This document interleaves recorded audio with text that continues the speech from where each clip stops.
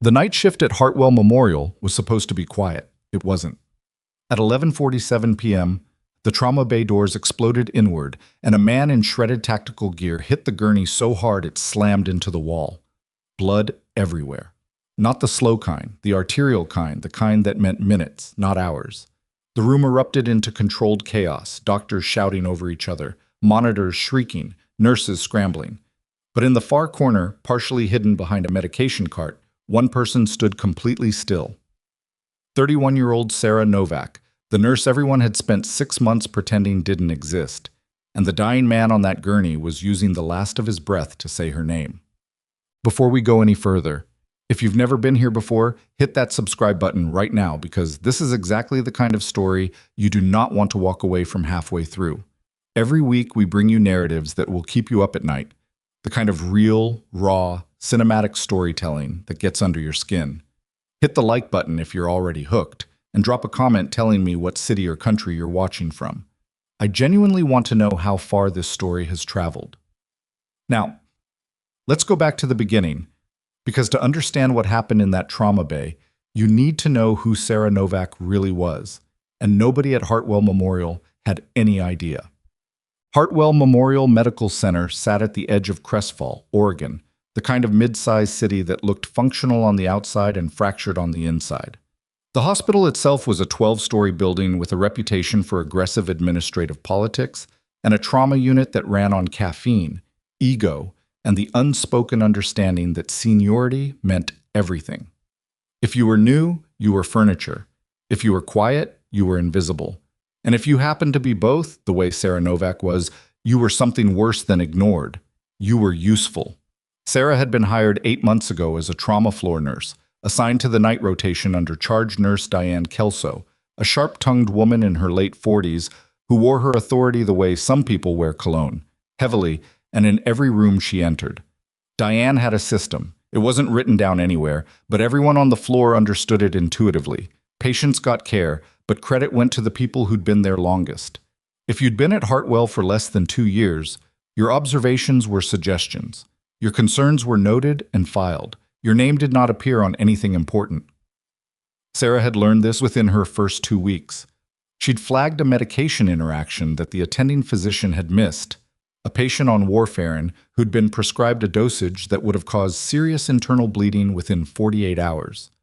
She'd written it up, reported it through the correct channels, and then watched Diane present the correction at the next team briefing without once mentioning Sarah's name.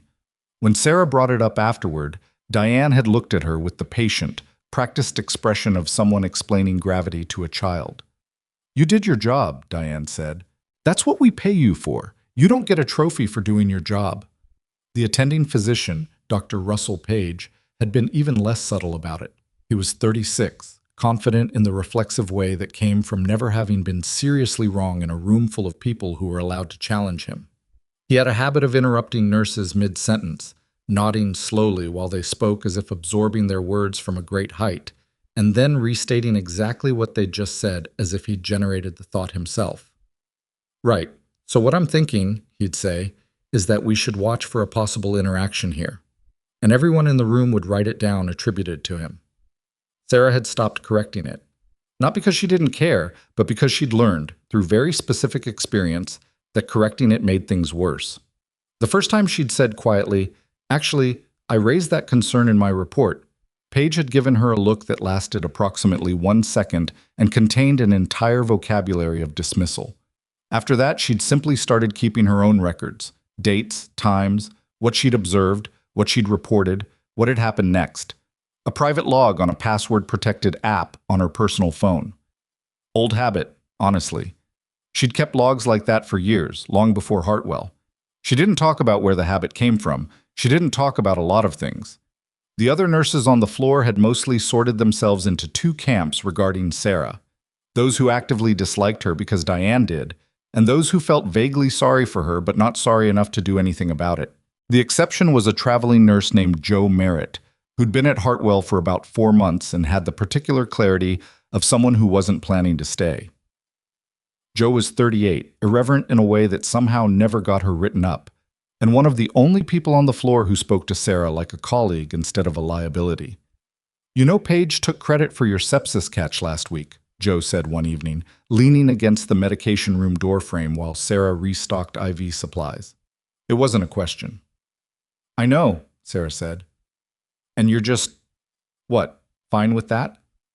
Sarah didn't answer immediately. She counted syringes, made a note on the supply log. I'm fine with doing my job, she said finally. The patient lived. That's what matters. Joe looked at her for a long moment. You know what's weird about you? Several things, probably. You talk like someone who's already survived something much worse than this place. Joe pushed off the doorframe. I just can't figure out what. Sarah didn't answer that either. She'd gotten good at not answering things. The shift that changed everything started ordinarily enough. It was a Tuesday in late November, cold outside in the way. Crestfall got cold, damp and persistent, the kind that got into the building through the loading dock and never quite left. Sarah was 40 minutes into a 12-hour overnight when the board already showed 3 admissions pending, a post-op patient flagged for monitoring, and a head trauma case in Bay 4 that had everyone moving faster than usual. Diane was in her element, moving through the floor with the controlled authority of someone conducting an orchestra, assigning tasks with clipped efficiency. She gave Sarah the chart work. She always gave Sarah the chart work on busy nights.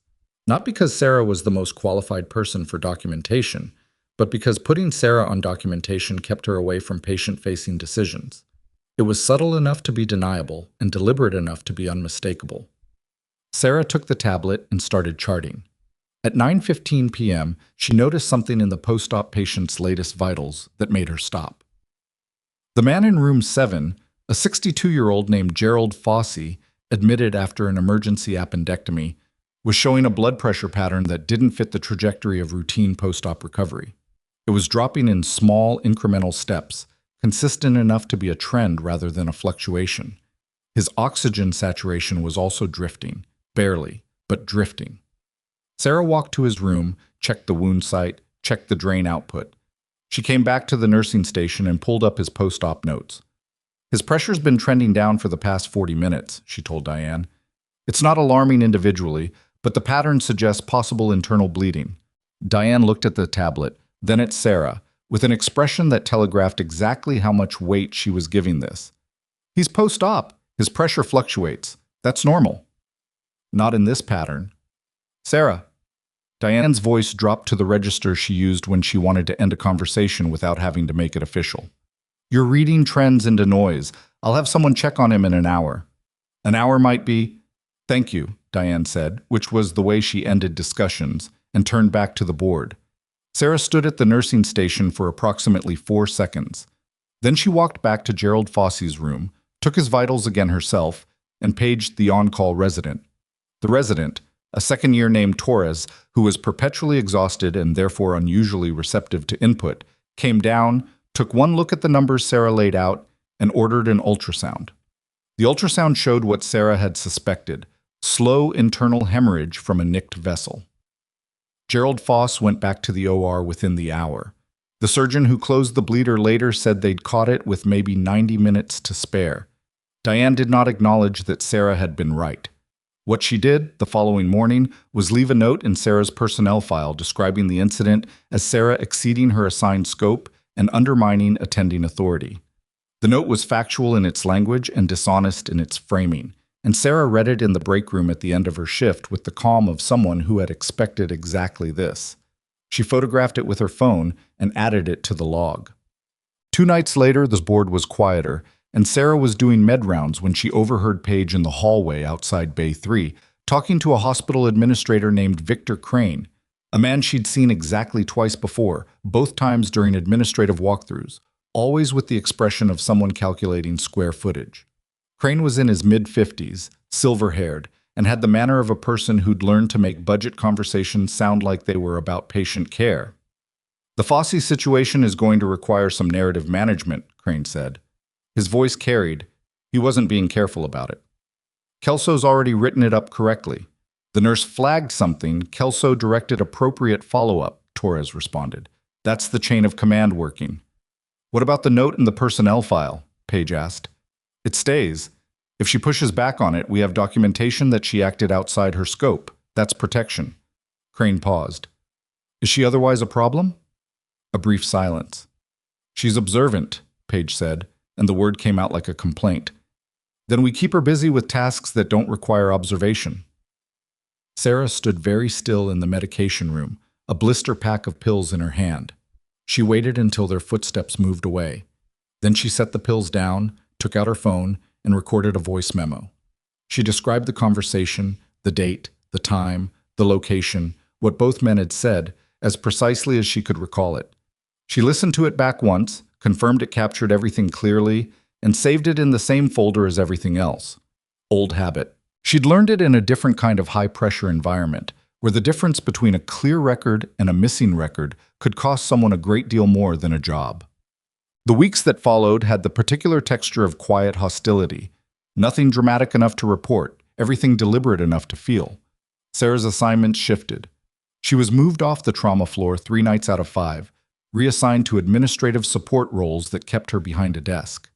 When she was on the floor, Diane shadowed her assessments with a second nurse, framing it as routine quality oversight while making it very clear it was surveillance. Page stopped addressing her by name in team meetings, which was fine, except that it also meant her contribution stopped being addressed at all. Joe noticed. They're building a case, she told Sarah one morning in the parking garage. I've seen this before. They do it quietly, over a few weeks, and then one day there's a document with your name on it and a meeting with HR, and none of it feels like it came out of nowhere, but it did. I know, Sarah said. So what are you going to do? Sarah looked at the concrete ceiling of the garage, the fluorescent light that had been flickering for 2 weeks without being fixed. My job, she said. Joe stared at her. That's it? That's your whole plan? For now. She wasn't being passive. She was being precise. There was a difference that most people couldn't see until it mattered, and it mattered at specific moments. And she had learned, in environments where the cost of moving too soon was measured in something other than professional setbacks, to wait for the specific moment. It came on a Thursday. Diane called her into the charge office at the start of her shift, a room Sarah had been in exactly once before, when she was hired. Victor Crane was there, a woman Sarah didn't recognize who introduced herself as Lorraine from Human Resources, sat beside him with a folder. We've completed a performance review, Diane began. She was using the professional voice, the one that was neither warm nor cold, the carefully calibrated tone of someone delivering bad news in a way designed to make it impossible to object to. The documentation reflects a pattern of concerns. The folder contained 7 incidents. All of them were real events. Every single one of them was framed in a way that inverted what had actually happened.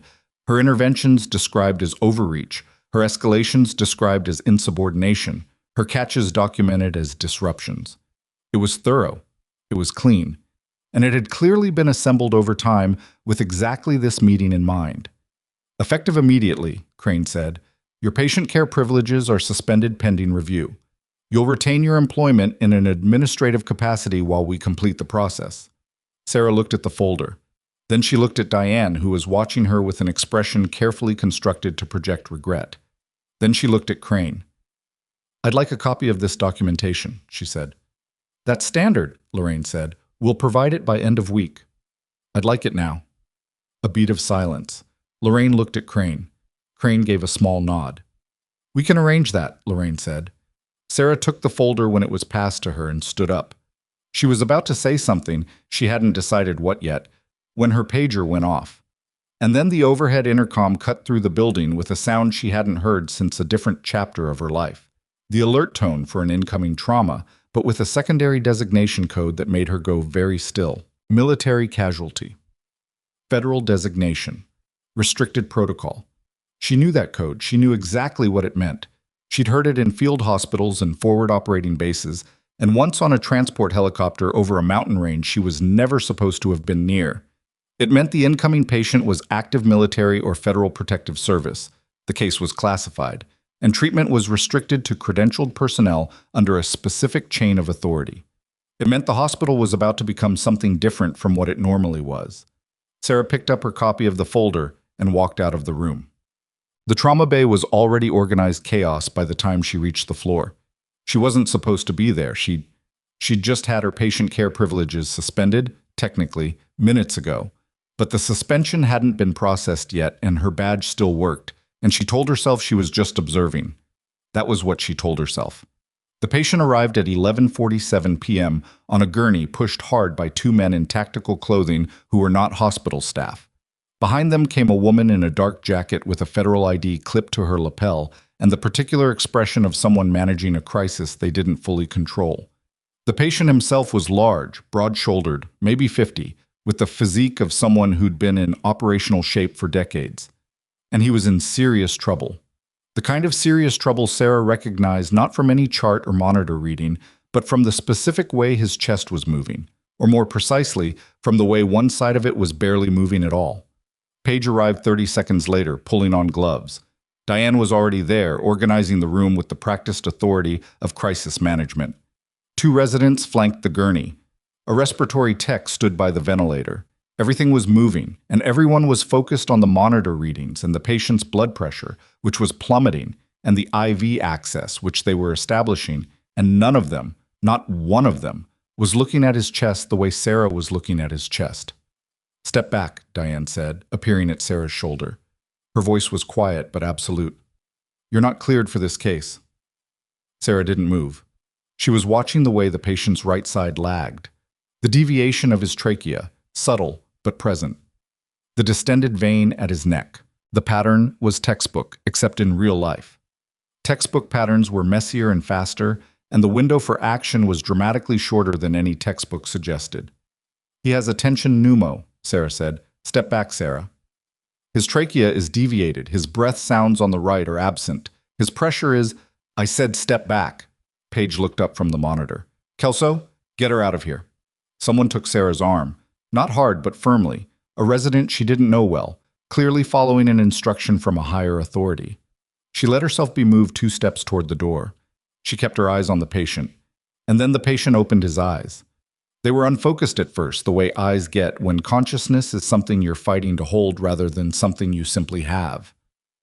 He turned his head, a tiny movement, slow, effortful, and his gaze traveled across the room with the deliberate sweep of someone looking for something specific. It found Sarah. She watched his lips move. The room was loud. Monitors, voices, equipment, and she was 10 feet away, nearly in the doorway, and she couldn't hear what he said. But she could read it. She'd spent enough time in environments where reading lips was the difference between mission success and catastrophic failure. She read his now without thinking about it. He said her name, her real name. Not the one on her Hartwell badge. The name she hadn't used in 4 years. She stopped letting the resident move her. On the gurney, the patient's blood pressure dropped to a number that made the monitor emit a sound that was less alarm and more statement of fact. And Paige said something sharp, and the residents converged, and Diane turned back to the trauma bay with her full attention, and in that moment of redirected focus, Sarah was no longer being held, no longer being supervised, no longer being managed. She was across the room in 12 steps. She had the needle in her hand, a 14 gauge, the right gauge, before anyone processed what was moving. She found the second intercostal space, mid-clavicular line, right side, by anatomy and memory, and the kind of practiced certainty that doesn't require thought, and she drove the needle in. The hiss of trapped air releasing was audible even over the noise of the room. The monitor's tone changed. The blood pressure number began to climb. The patient breathed. Not easily. He was still critical, still needed a chest tube, still had a long road. But he breathed with both sides of his chest, and the tracheal deviation that Sarah had seen from across the room began to resolve. And the resident who'd been trying to move her toward the door stood with his hand still raised and his mouth slightly open. Paige hadn't moved. Diane hadn't moved. The woman in the dark jacket with the federal ID had moved, though. She was standing 3 feet from Sarah, watching her with an expression that was not surprise exactly, more like recognition of something she'd suspected.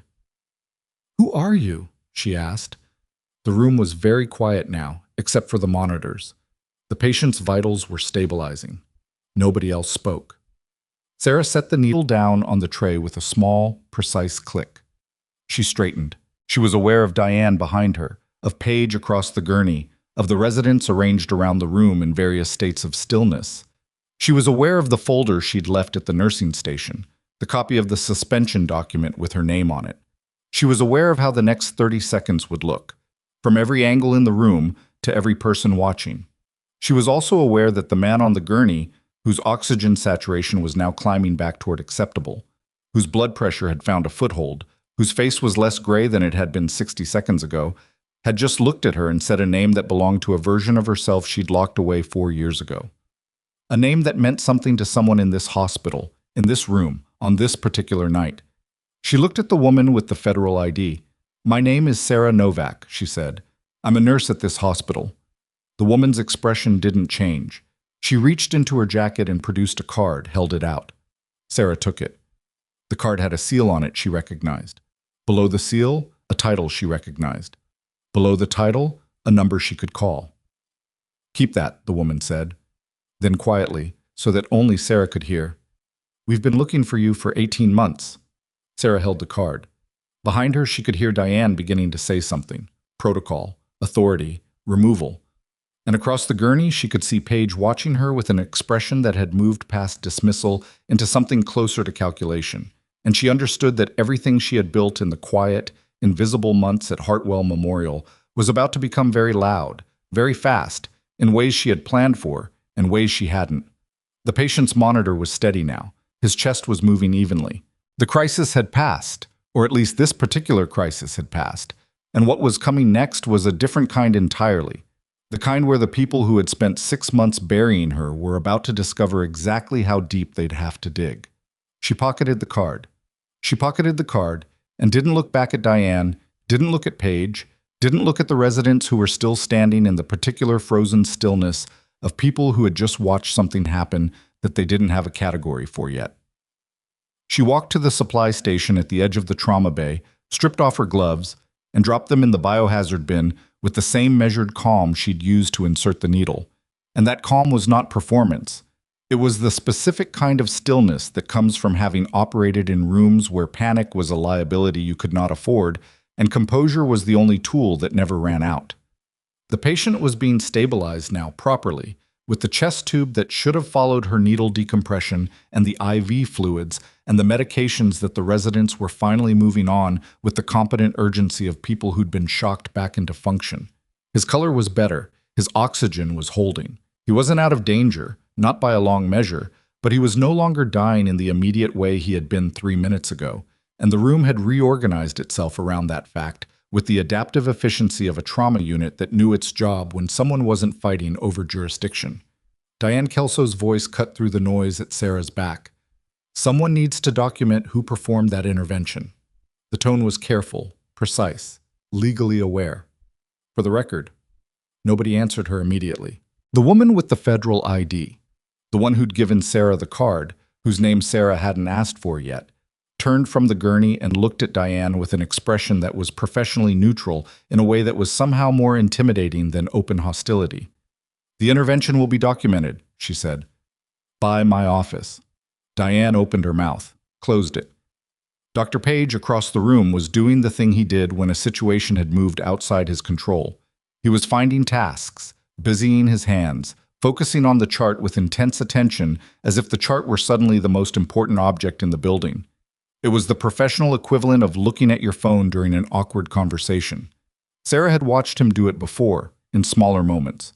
This version was more pronounced.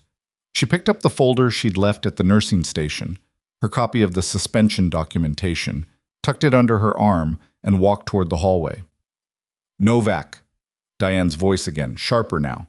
Sarah turned. Diane was standing at the edge of the trauma bay, arms crossed in the posture she used when she wanted to look authoritative rather than uncertain, and the problem was that it read differently now than it had an hour ago. An hour ago, Sarah had been a suspended nurse being walked out of a performance review. Now she was something Diane didn't have a file category for, and it showed in the slight tightening around her eyes. "You're on administrative suspension," Diane said.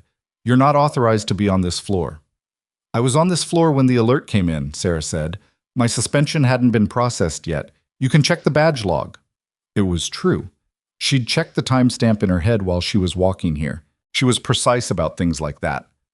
Diane held her gaze for a moment, then, We'll need a full incident report. I'll write one, Sarah said. I'll also be requesting copies of my badge access logs, the patient's intake documentation, and the timeline of clinical decisions made in that room between 11:47 and midnight. She said it the way she said most things, without heat, without apology, without the slightly apologetic cadence she'd been trained into over 8 months of being treated like a problem to manage. Just so everything's accurate. She turned and walked out. The hallway outside the trauma unit at midnight had the particular emptiness of a hospital that was busy but not visibly so. The business happening behind doors, in rooms, and the particular dense concentration of need that a hospital processed continuously and invisibly. Sarah walked to the break room at the end of the corridor, sat down at the small table by the window, and for the first time since the alert had sounded, let herself take a breath that wasn't controlled. Her hands were steady. They always were, in the moment. That was one of the things about her that people who only knew her as a quiet nurse found surprising. She didn't shake during crises. She shook after, sometimes, in private, the body's delayed invoice for the adrenaline it had spent. But during, she was precise. She always had been. She looked at the card the federal agent had given her. The seal at the top was from the Defense Investigative Services Office, which was not an agency most civilians recognize, but which Sarah recognized in the specific way that you recognize something you've dealt with directly, in a professional context, on multiple occasions. The name below the seal read Special Agent Nadine Rourke. The title below that read Senior Investigator, Military Contractor Compliance Division. She turned the card over. On the back, in ink, handwritten, "We should talk before morning."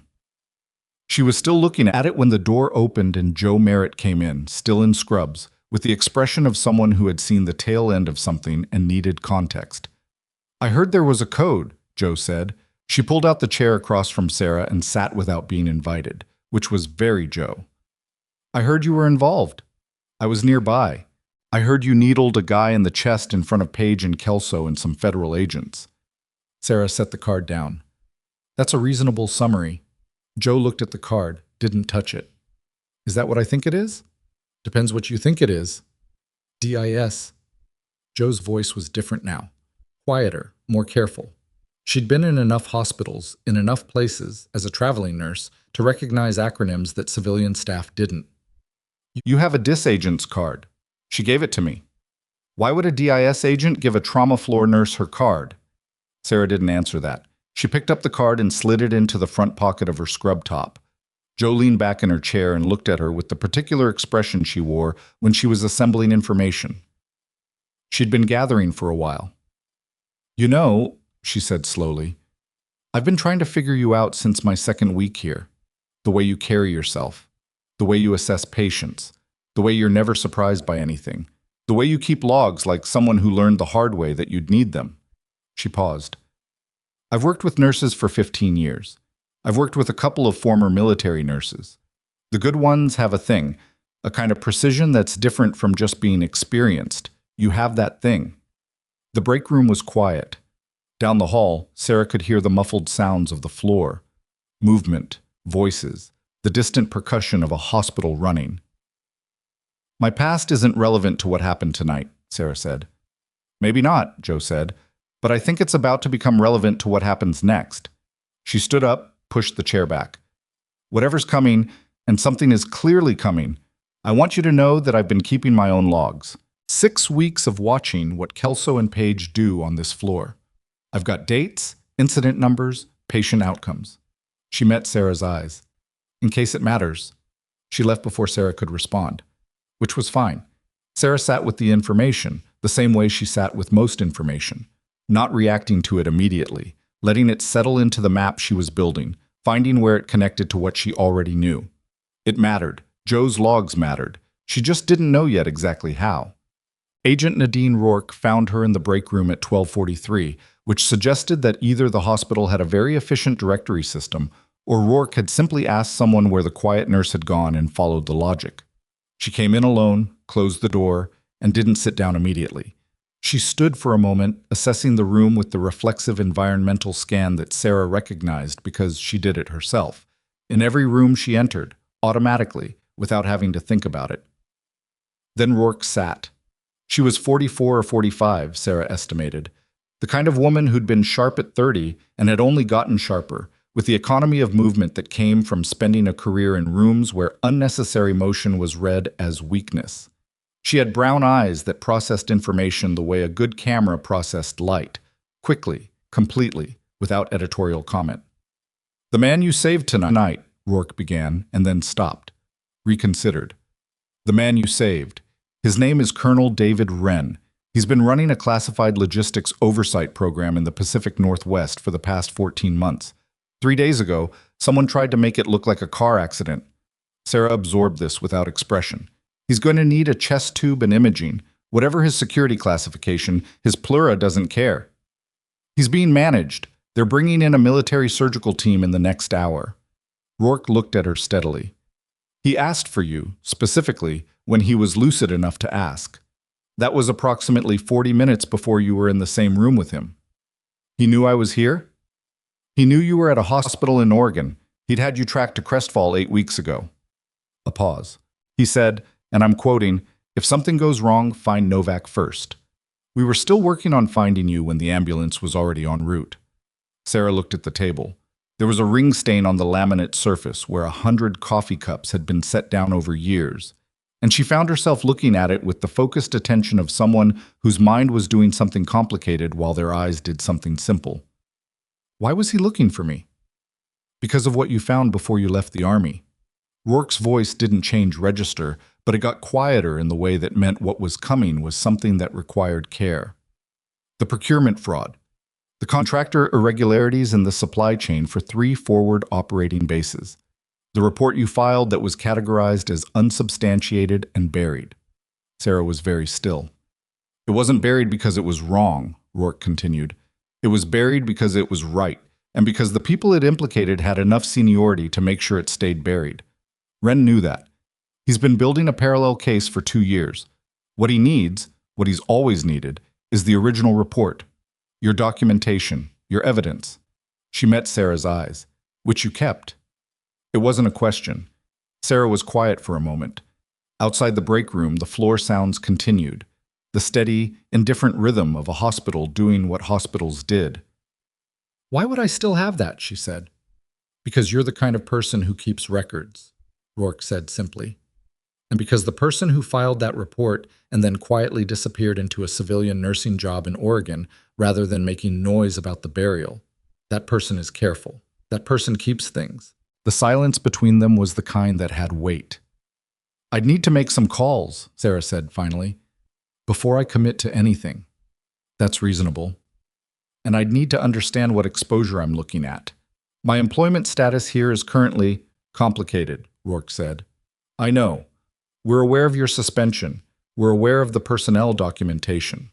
Something shifted very slightly in her expression. "What we found interesting is that your suspension was processed today, the same day Wren was transported to this hospital." Sarah looked at her. "I don't know if that's coincidence," Rourke said, "but I don't work in a field where I assume coincidence." She didn't sleep. There wasn't any point. She went home at 3 in the morning, sat at her kitchen table in the dark apartment she'd been renting for 7 months, sparse by design, the kind of living space that could be vacated in 90 minutes if necessary, and opened the encrypted drive on her laptop that held things she'd never shown anyone. The report was there. The full thing, not the summary she'd submitted through official channels, the original, with every attachment, every invoice discrepancy, every logistics record, every photograph she'd taken of documentation that wasn't supposed to leave the base and that she'd known, even then, she needed to take because something in her military-trained instinct had told her clearly that this was going to be denied and she was going to need proof that it had existed. She read it. She hadn't read it in 2 years. It was worse than she'd remembered, in the specific way that things you've spent time not thinking about tend to be worse when you return to them. Not because the facts had changed, but because distance gave them a different scale. She'd been inside it when she wrote it, which meant she'd been focused on precision, on documentation, on getting the details right. Reading it now, from the outside, what she saw was the shape of it, the size of what she'd found, the number of people it implicated, the dollar amounts which were large enough to have funded operational capacity for things that should not have been funded. She closed the laptop at 4:15, went to the window and stood looking at the street below. Crestfall at 4 in the morning was 3 streetlights and a delivery truck, and the particular silence of a small city sleeping. She thought about Wren. She'd known him briefly, years ago. Not closely, the way you don't know colonels closely when you're a trauma specialist doing your job, but enough to register him as one of the people in the institutional structure who actually cared about the structure doing what it was supposed to do. That was rarer than it should have been. She thought about the suspension folder sitting on her kitchen counter. 7 incidents, all real, all misrepresented. Diane and Page and Crane had spent months building a careful, clean case against her, and it was good work, in the sense that all the pieces were in place and the narrative was coherent, and someone reading it without context would have no reason to question it. She thought about Joe's logs. She thought about Gerald Foss going back to the OR with 90 minutes to spare. At 5 a.m., she made coffee. At 5:30, she sent a message to the number on the back of Rourke's card. 3 words. I have it. The response came in 4 minutes. Meet me at 7. I'll send an address. The address was a field office above a commercial real estate company on a street near the Crestfall County Courthouse. The kind of location that was deliberately nondescript. The kind of place that existed in the gap between visible and invisible. Sarah arrived at 6:58, was met at the door by a man who checked her ID without expression and led her up a staircase to a room with 2 tables, 4 chairs, and a whiteboard that had been used recently and wiped in completely, the ghost of diagrams still faintly visible. Rourke was there.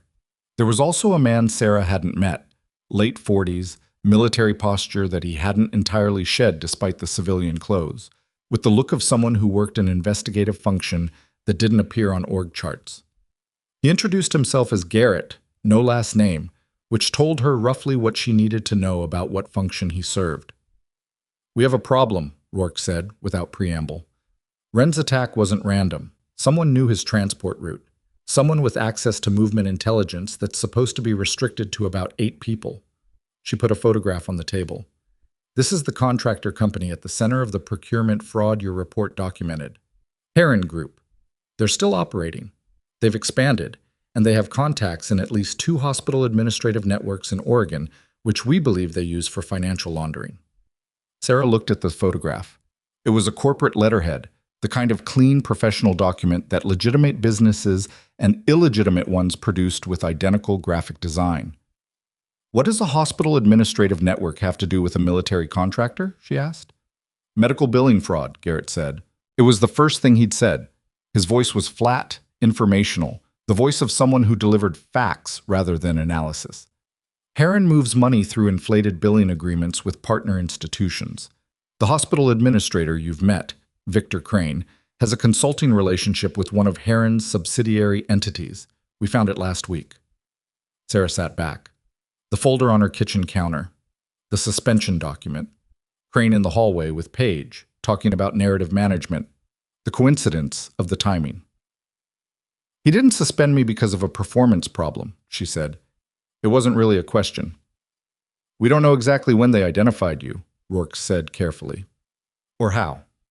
But you showing up at a hospital where Crane has financial relationships, with the documentation you have, if someone connected your civilian identity to the Army report, they'd have a significant motivation to discredit you before you became relevant again. The room was very quiet. Sarah thought about the 8 months she'd spent being buried in paperwork and reassigned off the floor and written up for catching things that should have been caught and managing it all with the quiet patience of someone who had decided to be invisible. She thought about how visible she'd accidentally made herself over and over, not through any failure of discipline, but simply because she was good at her job, and she couldn't make herself be bad at it when patients were in the room. She thought about the specific look on Crane's face in the hallway when he'd said, "Is she a problem?" She might have been invisible if she'd been bad at her job. She'd never had that option. "What do you need from me?" she said. Rourke and Garrett exchanged a look. Not conspiratorial, more like 2 people confirming that the conversation had arrived where they'd thought it would arrive. Your original report, Rourke said, all supporting documentation, a formal statement from you about the circumstances of its filing and burial, and your cooperation with what's going to be a fairly significant federal process. She paused. In exchange, my office will be taking an active interest in your employment situation at Hartwell Memorial. Whatever documentation Crane and Kelso have assembled, we'll be requesting the full administrative record." "That's not nothing," Sarah said. "No," Rourke agreed. "It's not." Sarah was quiet for a moment. Through the window of the field office, she could see the courthouse across the street, the Oregon state flag moving in a light wind, the early morning light making the buildings look provisional and temporary, which maybe they were. "There's a nurse on my floor," Sarah said. "Her name is Jo Merritt. She's been keeping independent logs of administrative misconduct for 6 weeks. You should talk to her." Rourke made a note. "Anyone else?" "A patient named Gerald Fossey, admitted 3 weeks ago for post-op complications that were caught later than they should have been because my escalation was blocked. His outcome was good, but his records will show the timeline gap." Sarah looked at the table. "And I have my own logs. 8 months of incident documentation, dates, times, direct quotes where I could get them. A voice memo of a conversation between Crane and Page discussing narrative management and how to use my personnel file as protection against pushback." She looked up. "I recorded it on my phone. I didn't know it was going to matter for anything larger than my own situation." Garrett, who hadn't moved from the corner of the room, unfolded his arms. "What did Crane say exactly in that conversation?" Sarah told him. "Verbatim. She had a good memory for things she'd decided were important, and she'd decided that one was important the moment she heard it." Garrett looked at Rourke. This time, the look between them was different. It had specificity in it, the quality of two people who had just heard something connect to something else in a way that had operational significance. "When was this?" Rourke asked. Sarah gave the date, the time, the location in the hospital. Rourke wrote it down. "That was 10 days after Heron Group's subsidiary contract with Crane's consulting entity was renewed," she said quietly. Not to Sarah, almost to herself. "He was already nervous." She set down the pen. "Someone told him to watch for you. Someone who knew you'd been placed at Hartwell." The room was very still. Sarah thought about the 8 months, the paperwork, the reassignments, the careful, methodical accumulation of a false record that was designed to look like a performance problem, but that had, she understood now, a different purpose. It wasn't just about managing an inconvenient employee. It was about neutralizing a witness before she could become one. She'd been managed, carefully, cleanly, by people who knew what they were doing. The difference was that she'd also been doing something quietly for 8 months, keeping her own record. The way you kept records when you knew, at some level below conscious decision, that you were going to need them. She stood up. "I need to go back to my apartment and get my drive," she said. "I'll be back within the hour." "We can send—" "I'll get it myself," Sarah said. There was no hostility in it, just the clarity of someone who had carried something for 4 years and intended to be present for the moment she put it down. She walked out of the field office, down the stairs, out onto the street. The morning air hit her, cool, damp, the specific smell of crestfall in November, which she'd stopped noticing months ago and noticed suddenly now, acutely, the way you notice things you're about to leave. She was halfway to her car when her phone rang. Unknown number. She answered. The voice on the other end was male, calm, and completely unfamiliar. "Ms. Novak," he said, "before you make any decisions today, I think you should know that your friend, the traveling nurse, Merritt, she was in a car accident 20 minutes ago. She's at Hartwell Memorial right now." A pause, and the pause had a texture to it that was not concerned or regretful. "I just thought you should know where she was." The line went dead. Sarah stood on the sidewalk outside the field office with her phone in her hand and the morning light starting to build behind the courthouse. And the thought moving through her was not panic. Panic was a thing she'd trained out of herself in environments where it cost too much. But it was something cold and specific, and it sharpened everything into an immediate, narrow focus. They knew about Joe. They knew she'd talked to Joe, which meant they'd been watching, which meant the field office meeting had been observed, or her phone had been accessed, or someone inside the investigation had already told them what was moving and who was moving it. She was already walking back toward the field office door when she called Rourke's number. It rang twice. "Joe Merritt is at Hartwell Memorial," Sarah said, the moment the line connected. "Someone just called me to tell me that, someone who wasn't supposed to know her name." A half-second of silence. Then Rourke's voice, no longer the measured cadence of a controlled briefing room. "Get back inside. Now." Sarah was back through the field office door before Rourke had finished the sentence. The staircase was narrow, and she took it fast, not running. Running attracted attention. Running was for people who hadn't learned yet that urgency and noise were different things. But moving with the compressed efficiency of someone who had operated in environments where speed mattered and visibility did not. She pushed through the door at the top and Rourke was already on her feet. Garrett was already moving toward a second door at the back of the room that Sarah hadn't registered before. And the whiteboard with its ghost diagrams suddenly looked less like a briefing prop and more like the surface of a room that was about to become a different kind of space.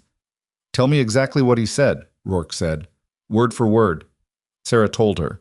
She had it clean, the phrasing, the cadence, the specific texture of the pause. Before the caller had said, "I just thought you should know where she was." That pause was the part that mattered. It had the quality of a statement designed to be heard as a threat while being deniable as one. Garrett was on a phone of his own, speaking quietly to someone Sarah couldn't identify. Rourke was typing something on a laptop, her movements fast but contained. "Was Joe Merritt's car accident on record anywhere?" Sarah asked. Rourke didn't look up. "We're pulling it now." If it's real, it happened within the last hour. She was at the hospital at the end of her shift. She would have been leaving around 6. Sarah thought through the timeline. If someone was watching the field office and saw her name connected to this investigation, they moved fast. That's not improvised. That's responsive. "Which means they have someone watching movement in real time," Garrett said, lowering his phone. "Or they have something on yours." He looked at Sarah's phone, still in her hand. She looked at it too. She'd had the device for 8 months, purchased locally, standard consumer model. She'd been careful with it. No unusual downloads, no unsecured networks. But careful by civilian standards was not careful by the standards of people who knew what they were doing, and she'd spent 8 months thinking she was in a civilian situation. She set the phone on the table face down. "Don't use it as a reference point," she said. Garrett pulled a different phone from his jacket and handed it to her without comment. Rourke looked up from the laptop. "Joe Merritt, single vehicle accident, logged at 5:52 a.m. on Route 7 heading west from Hartwell. She's being treated at the hospital's own ER. The intake log shows she was conscious on arrival, possible concussion, lacerations." She paused. "The accident log doesn't show any other vehicles. The road was dry." "Someone ran her off the road and kept moving," Sarah said. Not a question. "That's one reading." "That's the reading that matches everything else." Sarah looked at the ghost diagrams on the whiteboard, the faint lines of whatever had been mapped there before, and thought about a phone call designed to tell her exactly where Joe was. Not a threat directed at Sarah. A message. "We know who you've been talking to. We know what she's told you. We know where she is now." The information was the threat. The specificity was the threat. Someone wanted her to understand the scope of what she was facing. "I need to go to the hospital," Sarah said. "That's not—" "Joe Merritt has 6 weeks of independent documentation of administrative misconduct at Hartwell Memorial. She told me last night she'd kept logs. If someone moved against her this morning because of what she knows, then whatever she has, her phone, her personal records, any physical documentation, is at risk. Either they've already accessed it, or they're going to." She looked at Rourke. "I know that hospital. I know where she'd keep things. I can get to it faster than anyone you'd send." Rourke was quiet for a moment. The kind of quiet that was decision-making, not hesitation. "You go back to that hospital right now," Rourke said carefully, "and you're walking into a building where Crane has authority, where your suspension is on record, and where someone clearly has an interest in your credibility being destroyed before you can be useful to us." "Yes," Sarah said, "and you understand that." "I understand that." Sarah looked at her steadily. "I also understand that if I wait and Joe's records are gone, we lose 6 weeks of documented evidence from an independent witness. And if Joe herself is in that ER with a concussion from a non-accidental single-vehicle accident, she needs someone in that building who is paying attention to her care." She didn't say the rest of it, that she didn't entirely trust Hartwell's ER to manage a witness carefully, not when the hospital administrator who was sitting at the center of a federal investigation was also the person who had authority over clinical staff decisions. But she thought it, and Rourke's expression suggested she heard it anyway. "Garrett goes with you," Rourke said. "He'll be visible. He'll be in the parking structure. You have the field phone. You call every 30 minutes. 20, Sarah said. 20, Rourke agreed. Hartwell Memorial at 7:15 in the morning was the busiest it got. Shift change, morning rounds, the administrative layer arriving with their coffee and their schedules and their careful institutional rhythms. Sarah walked in through the main entrance rather than the staff entrance, which was a deliberate choice.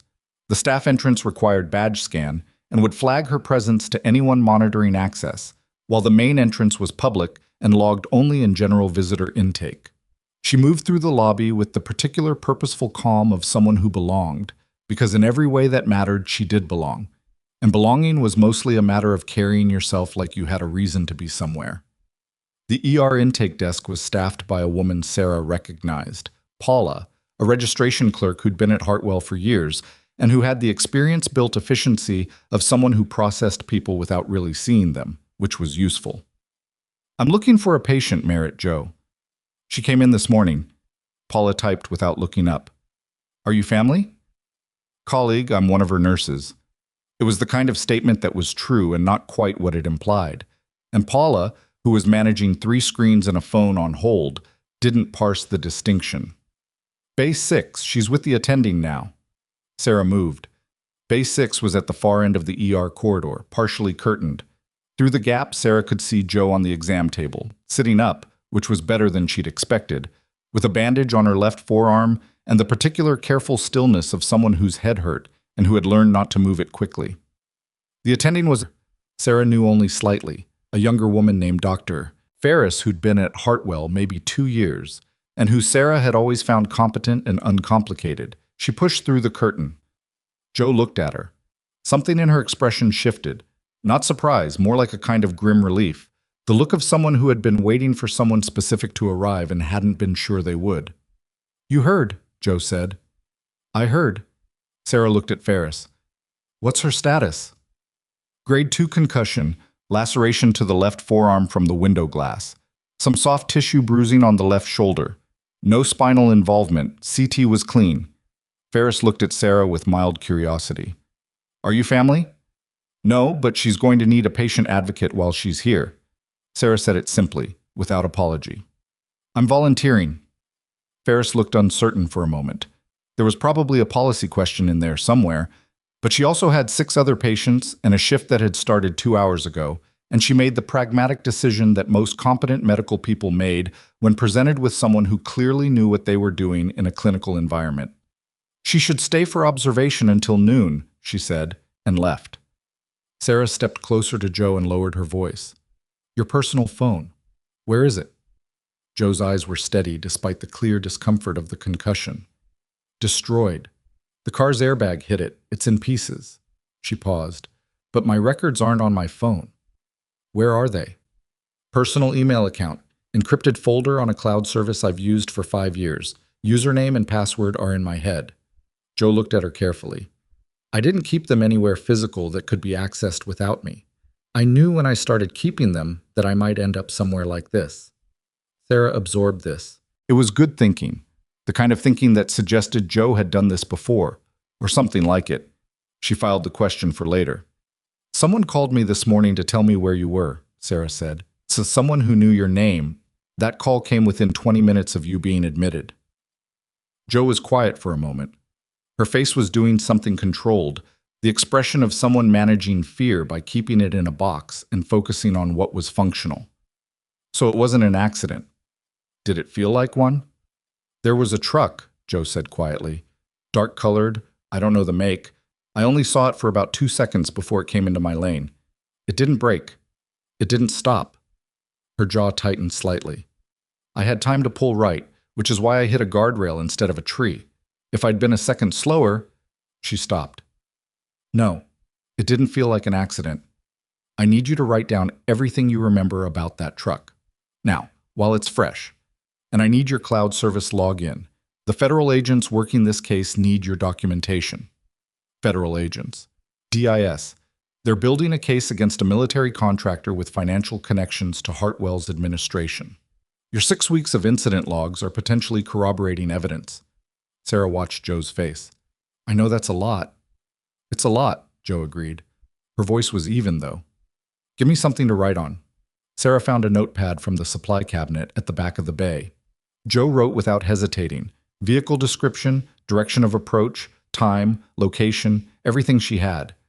Then the cloud service information.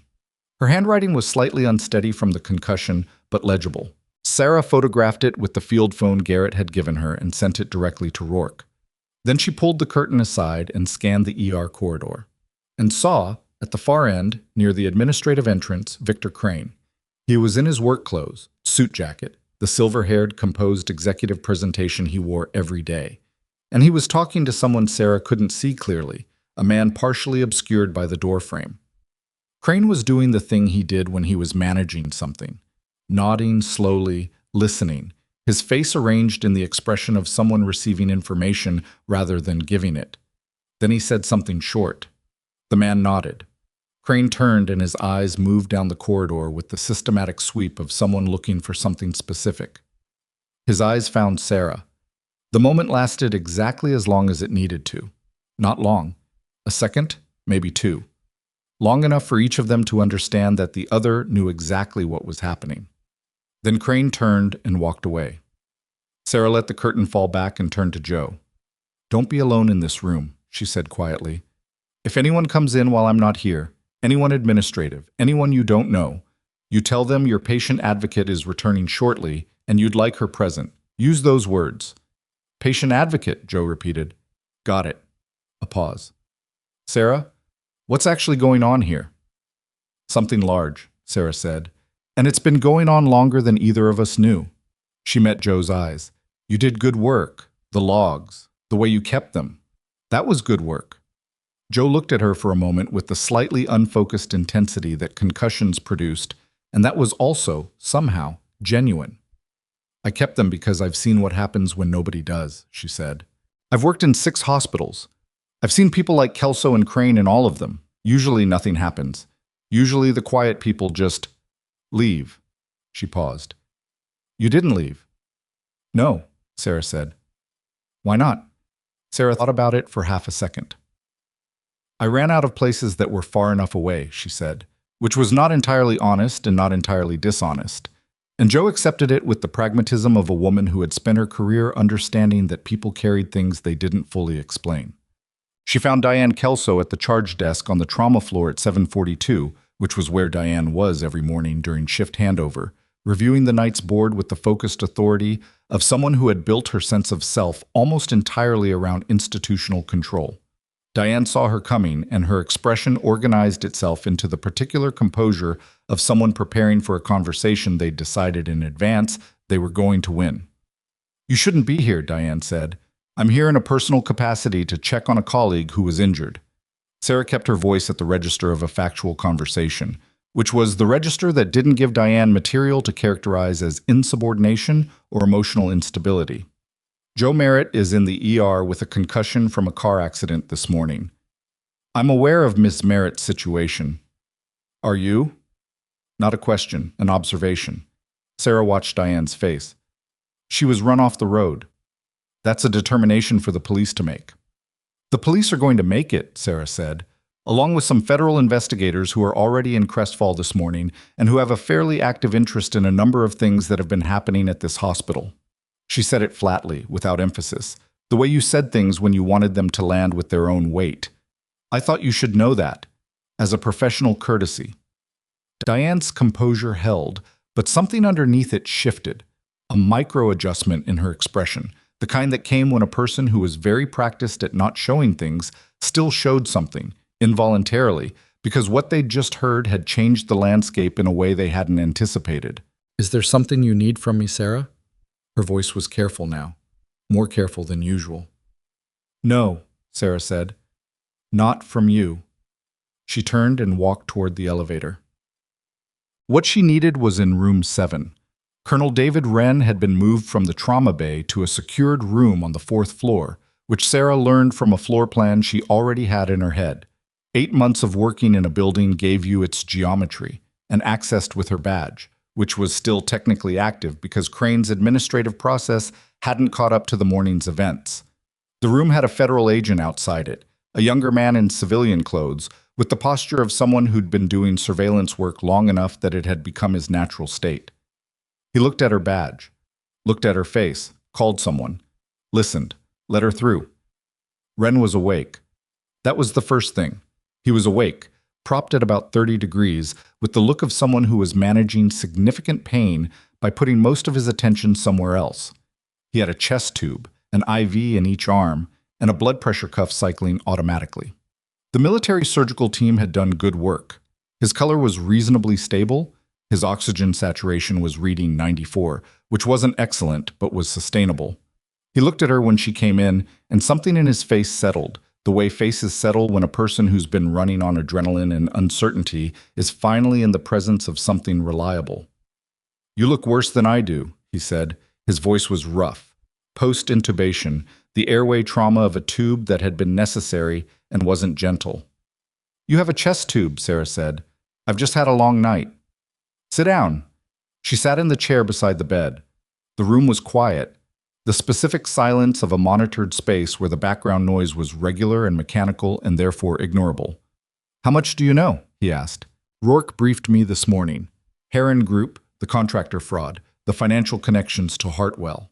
Someone tried to kill you 3 days ago and ran a colleague of mine off the road this morning." She looked at him steadily. "I know enough." "The report you filed," Wren said. "I've been trying to get to it for 2 years. The people who buried it, 3 of them are still in positions where they can do damage. One of them is connected to Heron's current contract structure in a way that makes him very motivated to make sure the original documentation never surfaces. Rourke didn't give me names. She wouldn't have yet." He shifted slightly and controlled the wince that followed. "Major General Paul Stockton. He was the one who classified your report as unsubstantiated. He's been retired for a year, but retirement didn't stop the relationship." He held her eyes. "When you hand over what you have, his name is going to be in it. He knows that. He's known for 4 years that somewhere out there was a copy of documentation that could put him in a federal proceeding." Sarah thought about the 8 months at Hartwell. The careful, methodical construction of a false personnel record. Crane and Page and Diane doing the institutional equivalent of burying someone alive. And behind it, connected to it through chains she was only now seeing the full length of, a retired general who'd spent 4 years trying to find a document before it found him. "Is Stockton connected to whoever ran my colleague off the road this morning?" she asked. "I don't know the operational detail, but someone with his resources and his motivation." Wren stopped, recalculated his breathing around the chest tube. "Yes. That's not a local decision. That's someone managing a threat." The monitor cycled. His blood pressure was 112/74, which was acceptable. "I have the report," Sarah said. "I told Rourke this morning. I'm turning it over." "I know. She called me." His voice had something in it that she couldn't quite categorize. Not gratitude exactly. More like the relief of someone who had been carrying something heavy for a long time and could finally see the place where they'd be able to put it down. "You kept it. 4 years. Why?" She thought about the question the way she'd thought about Joe's version of it that morning. The honest answer was that she'd kept it because she hadn't been able to make herself not keep it, because throwing it away had felt, at every point she'd considered it, like a specific kind of surrender that she didn't have the capacity for. But that wasn't an answer that translated well into words, so she gave him the simpler version. "Because I was right," she said. "And I knew I was right. And I didn't want to be the person who knew something true and then destroyed the evidence because it was inconvenient." Wren was quiet for a moment. "That's why they couldn't manage you," he said. "The people who buried the report, Crane, all of them. They assumed that eventually you'd make the practical decision, cut your losses, disappear. Most people do. Most people don't have the documentation. Most people destroy it." "I know," Sarah said. "That's why I didn't." She was back in the field office by 9:15. Rourke had 2 additional agents present now, both working laptops with the focused intensity of people pulling threads from a large and complicated fabric. Garrett was on a call in the corner. The whiteboard had been written on freshly: names, dates, organizational connections. And Sarah scanned it the way she scanned patient charts, quickly and completely, building a structural picture from the detail. She handed over the encrypted drive. The transfer was formal. Rourke documented it. Sarah signed a chain of custody form. The device was packaged in an evidence envelope and logged. It took 4 minutes. 4 years of carrying something, and the act of giving it over took 4 minutes and a signature. She didn't feel lighter, exactly. She felt like someone who had just changed the direction of something that had been moving in one direction for a long time, and the change hadn't resolved into anything yet. It was still in motion, and the outcome was still ahead. "Stockton," Sarah said. "Wren told me his name." Rourke looked up. "He shouldn't have." "He did." "Is Stockton in Crestfall?" A pause. Rourke and Garrett exchanged the look that Sarah was learning to read, as this is more than we plan to share, but we've moved past the point where withholding it serves anyone. "We believe he's been in Portland for the past 4 days," Garrett said, "which puts him in Oregon during Wren's transport and during this morning's incident with Merritt." "Is he the one who identified me?" "We think that connection ran through Heron Group's contractor network rather than directly through Stockton," Rourke said carefully. "Someone doing contractor compliance work would have access to employment records, institutional databases. If they were looking for someone matching your profile, former military trauma specialist, filed a fraud report in 2021, subsequently left the Army. Hartwell's hiring records are public enough that a targeted search would get there." "Crane didn't know what I'd reported," Sarah said, thinking it through. "He just knew I was flagged as a risk, so he built the personnel record." "Contingency management," Garrett said, "in case you became relevant again." "Which you did, the moment Wren ended up in that building." The room was quiet for a moment. One of the agents at the laptop said something quietly to the other, and they both leaned toward a screen. "We're ready to move on the financial documentation," Rourke said. "Your report gives us the originating evidence for the procurement fraud. Crane's consulting relationship is the current-day connection. What we need now is a federal judge to sign off on a records request for Hartwell Memorial's administrative financial files." She looked at Sarah. "That request goes in today.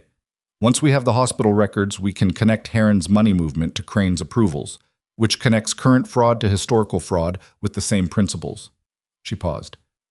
"This is going to move fast now." "How fast?" "Days, not weeks." Sarah looked at the whiteboard.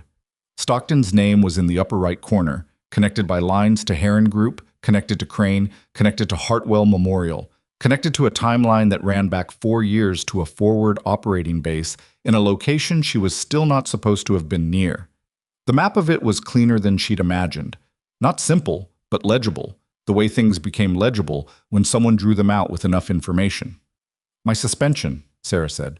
"We're flagging it as part of the administrative misconduct pattern. The records request will include your personnel file. When we pull Crane's communications, and we will pull them, if there's anything connecting your suspension to Heron's network, it becomes evidence." Rourke met her eyes. "I want to be honest with you. This process isn't instant. Your employment situation at Hartwell may not resolve in days." "I know," Sarah said. "I'm not asking for instant. I'm asking for accurate." "You'll get accurate." She nodded. Picked up her jacket from the chair where she'd left it. She was about to move toward the door when one of the laptop agents looked up, not at Rourke, but directly at Sarah, with the particular expression of someone who has just found something unexpected in a dataset. "Novak," the agent said. His name was Pell, and she'd registered him peripherally since arriving. Mid-30s, methodical, the kind of person whose value was in the detail work nobody else wanted to do. "Your personnel file from Hartwell. We just pulled it." "And?" "There are 2 versions." He turned the laptop so she could see the screen. "The one in the hospital's internal system, which is what you were shown in the review meeting, and a second version in an administrative archive folder that Crane has access to, but is technically outside the standard HR workflow." He pointed. "The archive version contains an additional document, a communication from a third party, external to the hospital, sent to Crane's administrative email 8 months ago.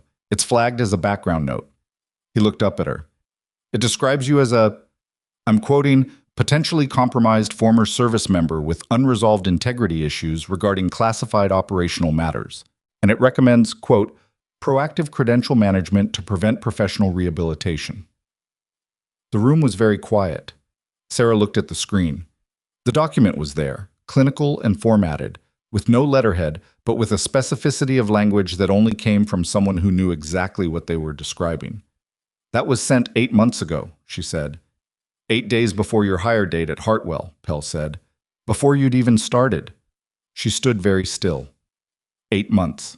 She'd spent 8 months thinking she was managing a local problem, A difficult charge nurse, a credit-stealing doctor, a hospital administrator who'd decided she was inconvenient.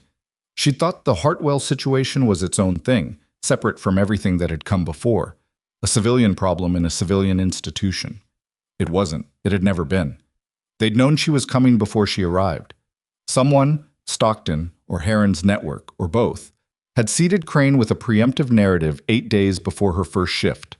Before she'd flagged a single medication interaction, before she'd escalated a single concern, before she'd done anything at Hartwell except exist, someone had already decided what the story about her would be if she ever needed to be managed. 8 months of being buried. 8 months of chart work and reassignments and personnel notes and performance reviews. All of it preloaded. All of it ready. She became aware that her jaw was tight. She made the conscious effort to release it, the way she'd learned to release things in her body that were reactions rather than functions. The physical discipline of operating in environments where showing what you felt was a liability. Then her field phone rang. It was the number she'd given Joe. She answered. Joe's voice on the other end was different from the carefully controlled voice she'd used in the ER bay. Lower, with a tension in it that was specific and immediate. Sarah, there's a man in my room. He said he's from hospital administration. He wants my personal effects.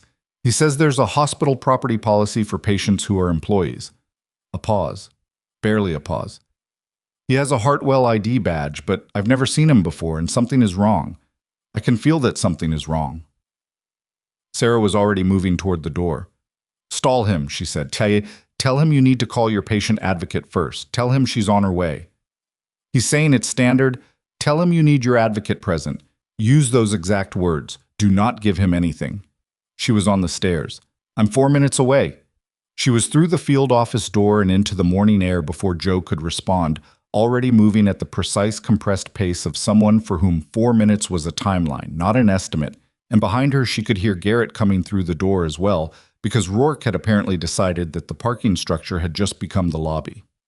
4 minutes. Joe's cloud login was in her head, not on any device, so there was nothing physical to take. But a man in an administrative badge standing over a woman with a concussion and asking for her personal effects was not a property compliance conversation. It was a pressure visit. It was someone checking whether Joe was a problem that needed to become a different kind of problem. Sarah moved through the morning with the certainty of someone who had spent 8 months being careful and patient and precise, and who had arrived at the moment where careful and patient had done everything they could do, and what was left was simply fast. She was through Hartwell's main entrance in 3.5 minutes, down the corridor, through the ER doors, past Paula at the intake desk who looked up and opened her mouth, and didn't say anything because Sarah was already past her. Basics curtain, pushed aside. Joe was sitting up in the exam table, jaw set, arms crossed, with the expression of a woman who was doing exactly what she'd been told, holding the line, buying time, managing a confrontation from a hospital bed with a grade 2 concussion and a bandaged arm. The man beside the bed was 40 or so, wearing a Hartwell administrative badge, holding a clipboard, and radiating the specific energy of someone who had been told to accomplish something and was irritated that it wasn't cooperating. He turned when Sarah came in. This patient's advocate has asked you to wait for her before any administrative discussion, Sarah said. I'm here now. What's your name? The man looked at her. His ID badge said M. Reardon, Administrative Services. This is a standard process. Your name, Sarah said, and your supervisor's name. I'd like both, please. Reardon looked at her for a moment with the expression of someone reassessing a situation. Then his eyes went past her to the doorway, and something in his face shifted. Sarah turned. Garrett was standing in the doorway in his civilian clothes with his hands in his jacket pockets, and the particular stillness of someone who was not making a display of authority, but simply making it clear that authority was present. Reardon looked from Garrett to Sarah to Joe and back to Sarah. He closed his clipboard. I'll follow up at a later time, he said, and left. Sarah watched him go. She tracked him down the corridor until he turned a corner. Then she turned to Garrett and said, I want to know who he called in the next 10 minutes. Already on it, Garrett said. Joe let out a long, careful breath, the kind that hurt her head but that she needed to take anyway. He wasn't here about property, she said. No, Sarah agreed. Was that about... Joe stopped, recalibrated. How far does this go? Sarah looked at her colleague, the woman who'd kept her own logs for 6 weeks, who'd been run off a road before 7 in the morning, who was sitting in an ER bay with a concussion and still holding the line, and gave her the honest answer. "Further than I knew yesterday," Sarah said, "but we have more than they expected us to have, and we have it documented." That's something. "It's everything," Sarah said. "Documentation is how this ends." She said it with the certainty of someone who had learned that in a very specific context, in a very specific environment, years before she'd ever walked into Hartwell Memorial, and she almost believed it was going to be enough. Then Garrett's phone rang from the doorway, and the expression on his face when he answered it, the controlled flatness of a person receiving information that changed the shape of things, told her that something had shifted again, in the way that things kept shifting, in the direction of something she hadn't fully calculated yet. He lowered the phone and looked at her directly. "Reardon made one call from the parking lot," he said. "It went to a number registered to a burner purchased in Portland 2 weeks ago." He paused. "The same number that called you this morning?" "The same number." The man Crane had sent to Joe's room was reporting directly to whoever had called Sarah with the precise, careful, threatening courtesy of a person who wanted her to know that they knew exactly where everyone was. Stockton's network wasn't peripheral to Hartwell. It was inside it. It had been inside it for 8 months, and possibly longer, and the people operating within it were not improvising. They were executing, and they were doing it in a building where Sarah's badge still worked, and her suspension hadn't been fully processed. And Joe was sitting in a hospital bed with a concussion, and the only things standing between all of that and a very bad outcome were a federal phone, 6 weeks of encrypted logs, 4 years of documentation on a drive that was now in Rourke's hands, and whatever Sarah decided to do in the next 60 seconds. She looked at Garrett. "We need to move Joe," she said. "Now. Not in an hour. Now." "I agree," Garrett said. And his voice had the quality of someone who had been waiting for her to say it, which meant he'd already calculated it himself and had been running his own timeline in parallel, which meant the threat was real and immediate, and both of them already knew it. Joe looked between them. Her face was pale under the bandage, and her head clearly hurt, and she was also, Sarah could see it clearly, a woman who had spent a career in difficult institutions and who understood that some situations required you to do things before you were ready. "Where are we going?" Joe asked.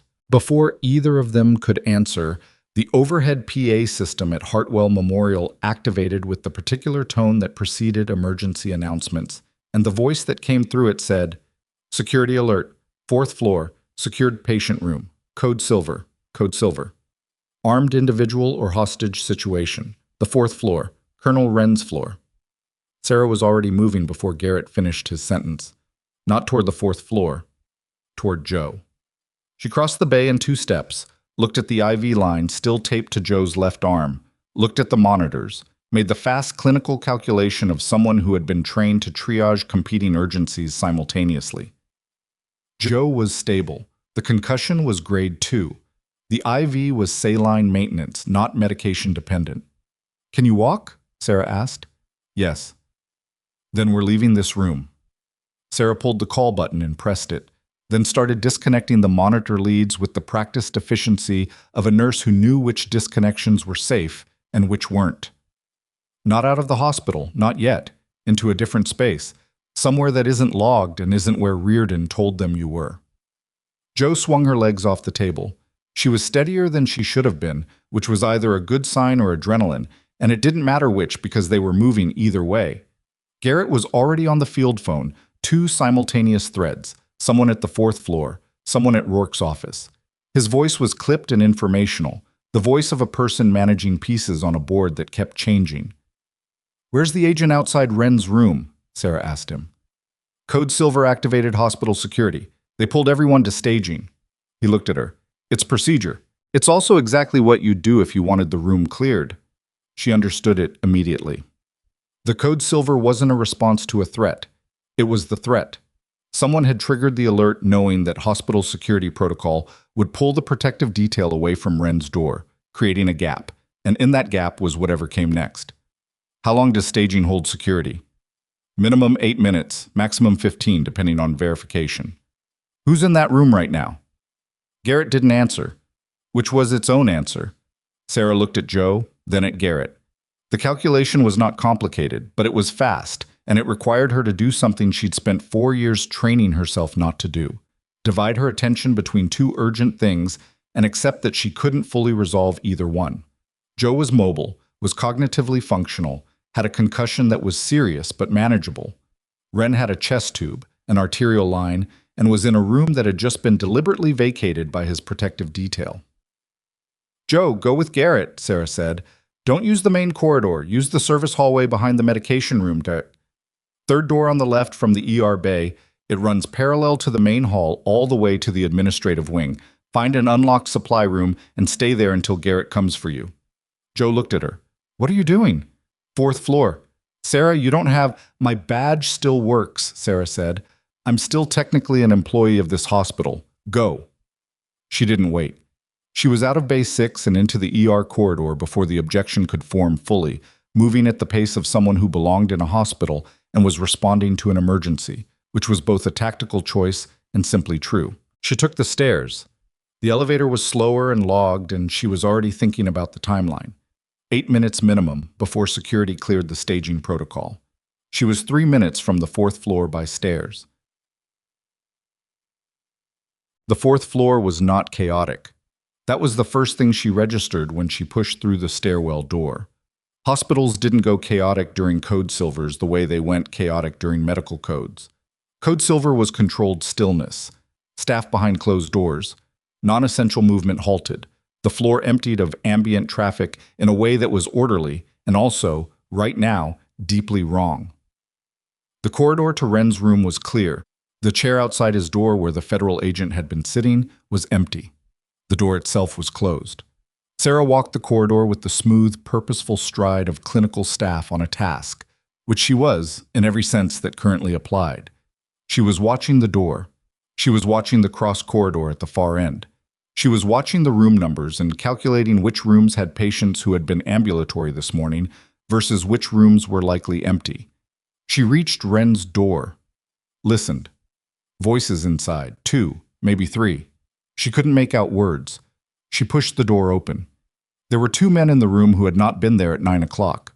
One was near the door, which put him immediately to Sarah's left as she entered. The other was beside the bed, close enough to the IV line that it mattered, close enough to the arterial line that it mattered more. He was holding something at his side, low, partially blocked by his body, and Sarah's eyes went to it with the involuntary speed of a person trained to assess threats in a room before they assessed anything else. It was a syringe. Ren was awake, looking at the man beside the bed with the specific controlled expression of someone who was facing a significant threat and couldn't do anything physical about it because he had a chest tube and 2 IVs and was operating on about 40% of his functional capacity, and whose expression therefore contained a very compressed version of every option he'd already ruled out. His eyes moved to Sarah when she came in. The man at the door put his hand on her arm. "Staff aren't permitted."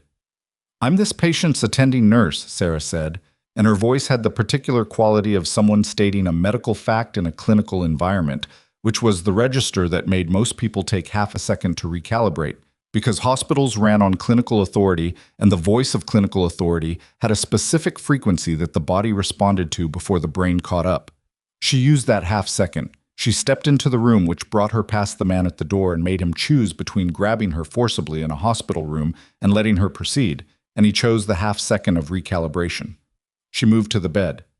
Not to the man with the syringe, to the IV setup, on the opposite side, putting the bed between herself and him and her hands on the IV pole in the way that a nurse checks an IV line, which was something she was doing and also something that put her in direct proximity to the tubing. "What are you administering?" she said, looking at the syringe. The man with the syringe was maybe 45, compact, with the kind of stillness that was trained rather than natural. He looked at her the way people looked at an unexpected variable. "This isn't your concern." "This patient's IV line is absolutely my concern." She looked at the syringe with the clinical directness of someone identifying a medication. Clear fluid, no visible color. The possibilities were a very short and very alarming list if the context was what she thought it was. "What is that?" "Step back. I'm going to need you to identify that medication before it goes into this line." His jaw tightened. Behind her, she heard the man from the door moving. She had maybe 3 seconds before the geometry of the room became something she couldn't manage. She looked at Ren. He looked back at her. The controlled expression shifted. Just a fraction. Just enough. He moved his right hand, the one without the arterial line, and pressed the call button on his bed rail. Pressed it 3 times in quick succession. The overhead intercom at the nursing station activated immediately. "Room 412, do you need assistance?" Everything in the room paused. "Yes," Sarah said, loudly enough to be clear. "I need a charge nurse and security in 412 immediately. I have an unidentified individual attempting to administer an unidentified substance through a patient IV without documentation." The man with the syringe looked at her for a long moment. The calculation was visible. She could see it happening, the rapid compression of options in a situation that had just become witnessed, recorded, and responded to. Hospitals logged call button activations. The intercom conversation was recorded. Security was already deployed in the building for the code silver, which meant they were close. He pocketed the syringe, said nothing, moved toward the door. The man who'd been behind Sarah moved with him, and they were both in the corridor and out of her sight line within 15 seconds, moving with the controlled, unhurried pace of people who had decided that this particular approach was no longer viable. Sarah stood beside the bed. Her hands were on the IV pole. She became aware that they were not completely steady, which was the delayed invoice arriving, and she gripped the pole once and let go and turned to Ren. "Are you hurt?" "No." His voice was rough. "They were here for about 2 minutes before you came in. They didn't touch the lines." He looked at her with an expression that had moved past the compressed urgency of immediate threat into something else, something tired and direct and honest. "They wanted me to make a call, sign a document. They had a prepared statement retracting certain allegations regarding contractor procurement. Did you sign it?" "No." Flat. No elaboration needed. The nursing station voice came through the intercom again, asking for a status update, and Sarah leaned toward the speaker and said, "We need security in 412 and a supervisor. 2 unidentified individuals just left this floor via the south corridor. Can you get that on record immediately?" "Yes, recording now." She stepped back, looked at the door, looked at Ren. "They're escalating," she said. It wasn't alarm, it was observation, the clinical naming of a thing that needed to be named clearly.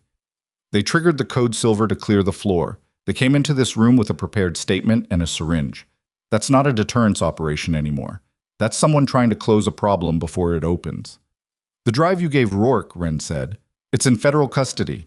It was logged this morning." She looked at him. "They probably don't know that yet." "They'll know when Rourke moves on the financial records." "That's today." Rourke said days, not weeks, but the records request. "It went in at 8 this morning," Ren said.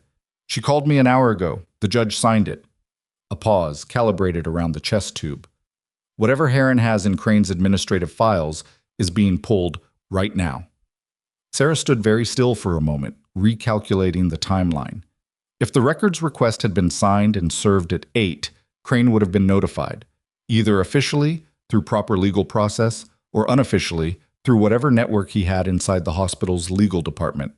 Either way, he'd known for at least an hour that federal investigators were pulling his files, which meant the escalation this morning, Reardon in Joe's room, the code silver, the men in this room, wasn't preemptive maneuvering anymore. It was reactive. They were reacting to the records request. They were trying to run several damage control plays simultaneously because the underlying strategy had already failed. That was a different thing than what she'd been managing an hour ago. An hour ago, she'd been managing a patient threat and a witness intimidation attempt. What she was managing now was the behavior of a network that knew it had lost the information war and was trying to determine what else it could trade. The door opened. Hospital security, 2 of them, both in their 40s, both looking like they'd spent the last 15 minutes managing the code silver staging, came in with the slightly deflated energy of people who'd been pulled in multiple directions. Sarah gave them a precise and factual account of what had happened. The 2 individuals, their physical descriptions, the syringe, the timeline, the call button activation. She used the word attempted and the phrase unidentified substance, and she said clearly that she wanted the incident logged, time-stamped, and connected to the code silver alert that had preceded it by approximately 8 minutes. One of the security officers wrote everything down. The other one called it in. Neither of them knew what to do with the broader context, which was fine. She wasn't asking them to understand the broader context. She was asking them to create a record. Records were how things ended. She found Garrett in the supply room off the administrative wing at 9:51, with Joe sitting on an upturned crate with the particular controlled discomfort of someone who had a headache and was refusing to let it make decisions for her. Garrett had his phone out and was in mid-conversation when Sarah came through the door. He looked at her face and wrapped up the call in 2 sentences. 2 men, possibly the same ones from the 4th floor, were observed leaving via the south parking exit 12 minutes ago, he said. We have plate numbers, Portland registration. Stockton's people, Sarah said, almost certainly. They came for Wren with a syringe and a document they wanted him to sign. Garrett was quiet for a moment, and the quality of his quiet was the particular kind that came from a person receiving information and assessing not just the information, but its implications. That's what they were willing to do in a hospital, he said, in broad daylight, with a code silver running as cover. He looked at Sarah steadily. They're not going to stop. No, Sarah agreed. They're not going to stop until they have nothing left to protect. She looked at Joe. How's your head? Functional, Joe said. What happened up there? Sarah told her. Joe listened with the focused attention of a nurse, processing clinical detail and operational detail simultaneously, filing them into the right categories. When Sarah finished, Joe said, the syringe. Clear fluid, no visible color. If they were trying to make it look like a medical complication. Potassium chloride, Sarah said. Flat, clinical. Or something in that category. Fast, hard to detect at standard tox screen, consistent with cardiac event in a patient who already has thoracic trauma. She watched Joe absorb this. They needed it to look like his injuries had caught up with him. Joe closed her eyes for a moment. Not distress, just the specific kind of processing that sometimes required the visual field to go dark. Okay, she said when she opened them. What do we do now? We get out of this building, Sarah said. All 3 of us. And I need to be in front of Rourke in the next 30 minutes, because the records request is active, and whatever comes out of Crane's files, I want to be present when she reads it. The records are already coming in, Garrett said. She called while you were upstairs. The first batch, Crane's administrative email archive, was delivered at 9:45. He paused.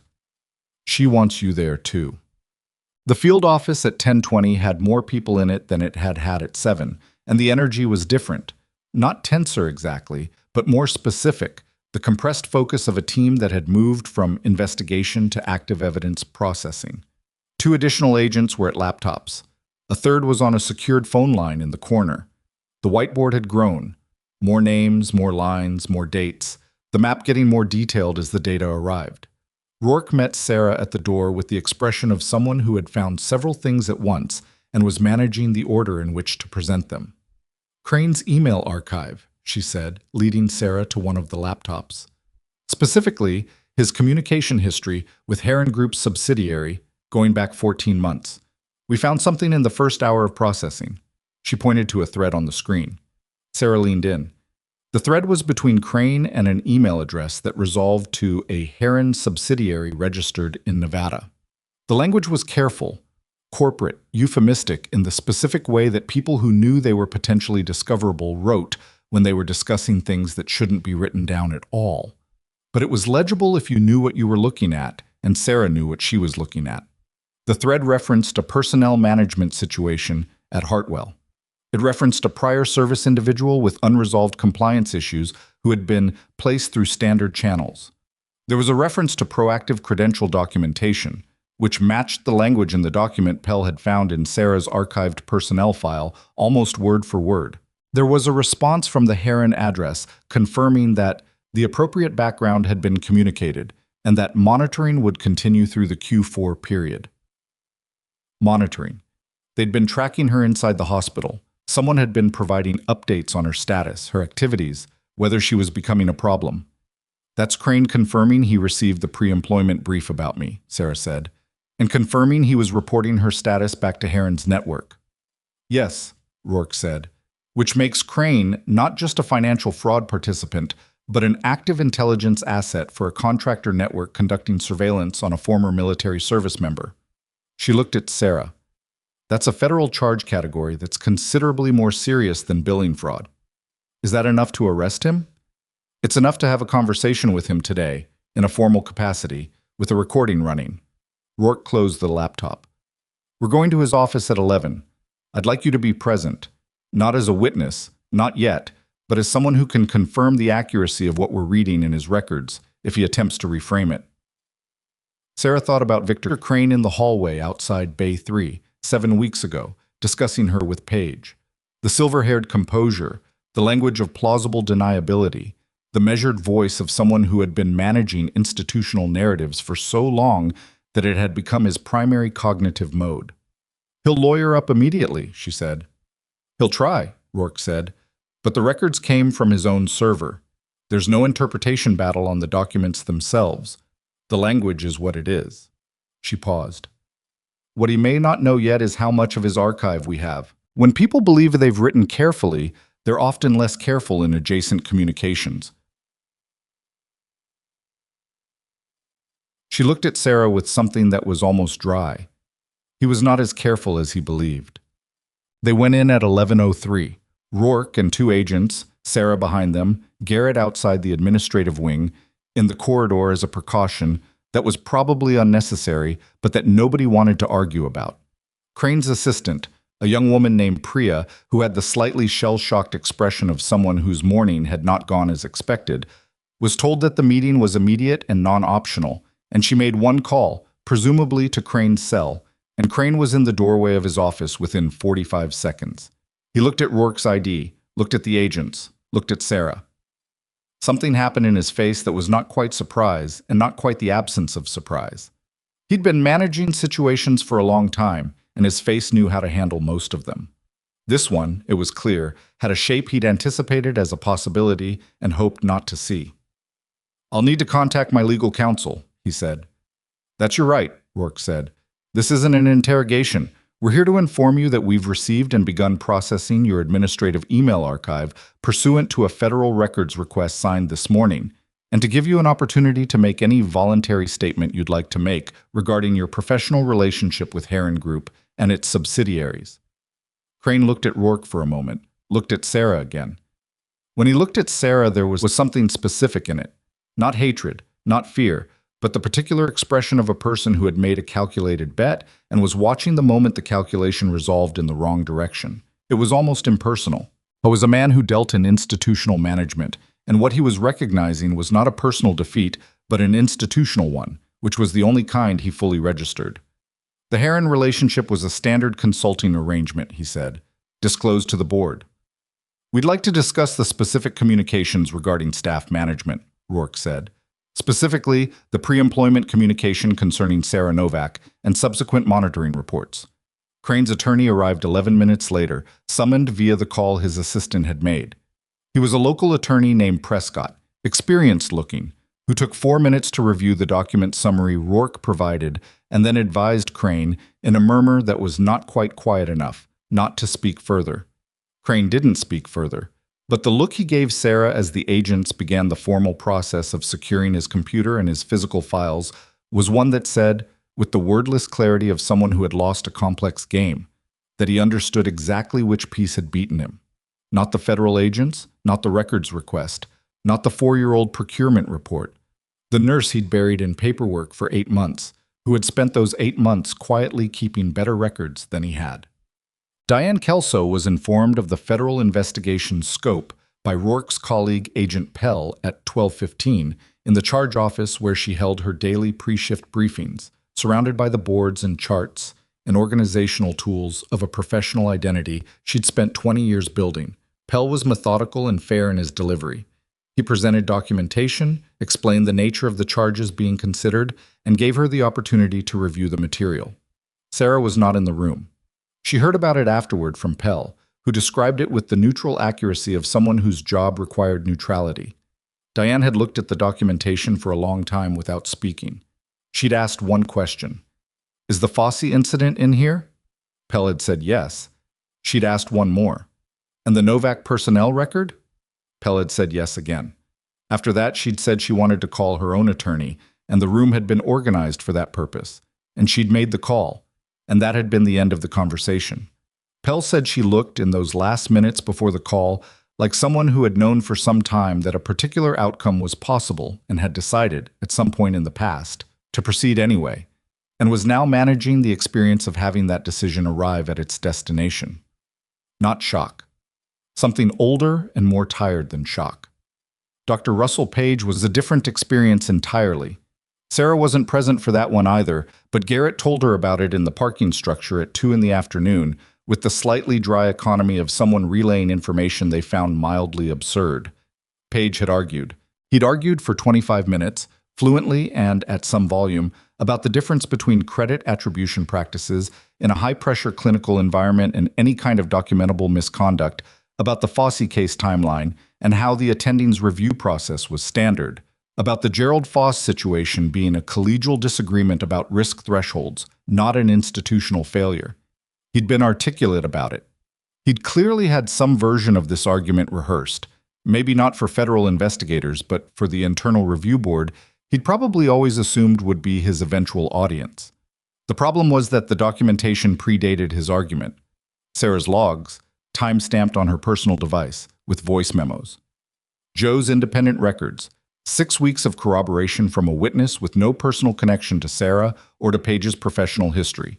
Gerald Fossey's medical record, with the timeline gap and the surgeon's operative notes, with the phrase approximately 90 minutes from presentation of symptoms to intervention, a gap that corresponded exactly to the period during which Sarah's escalation had been blocked.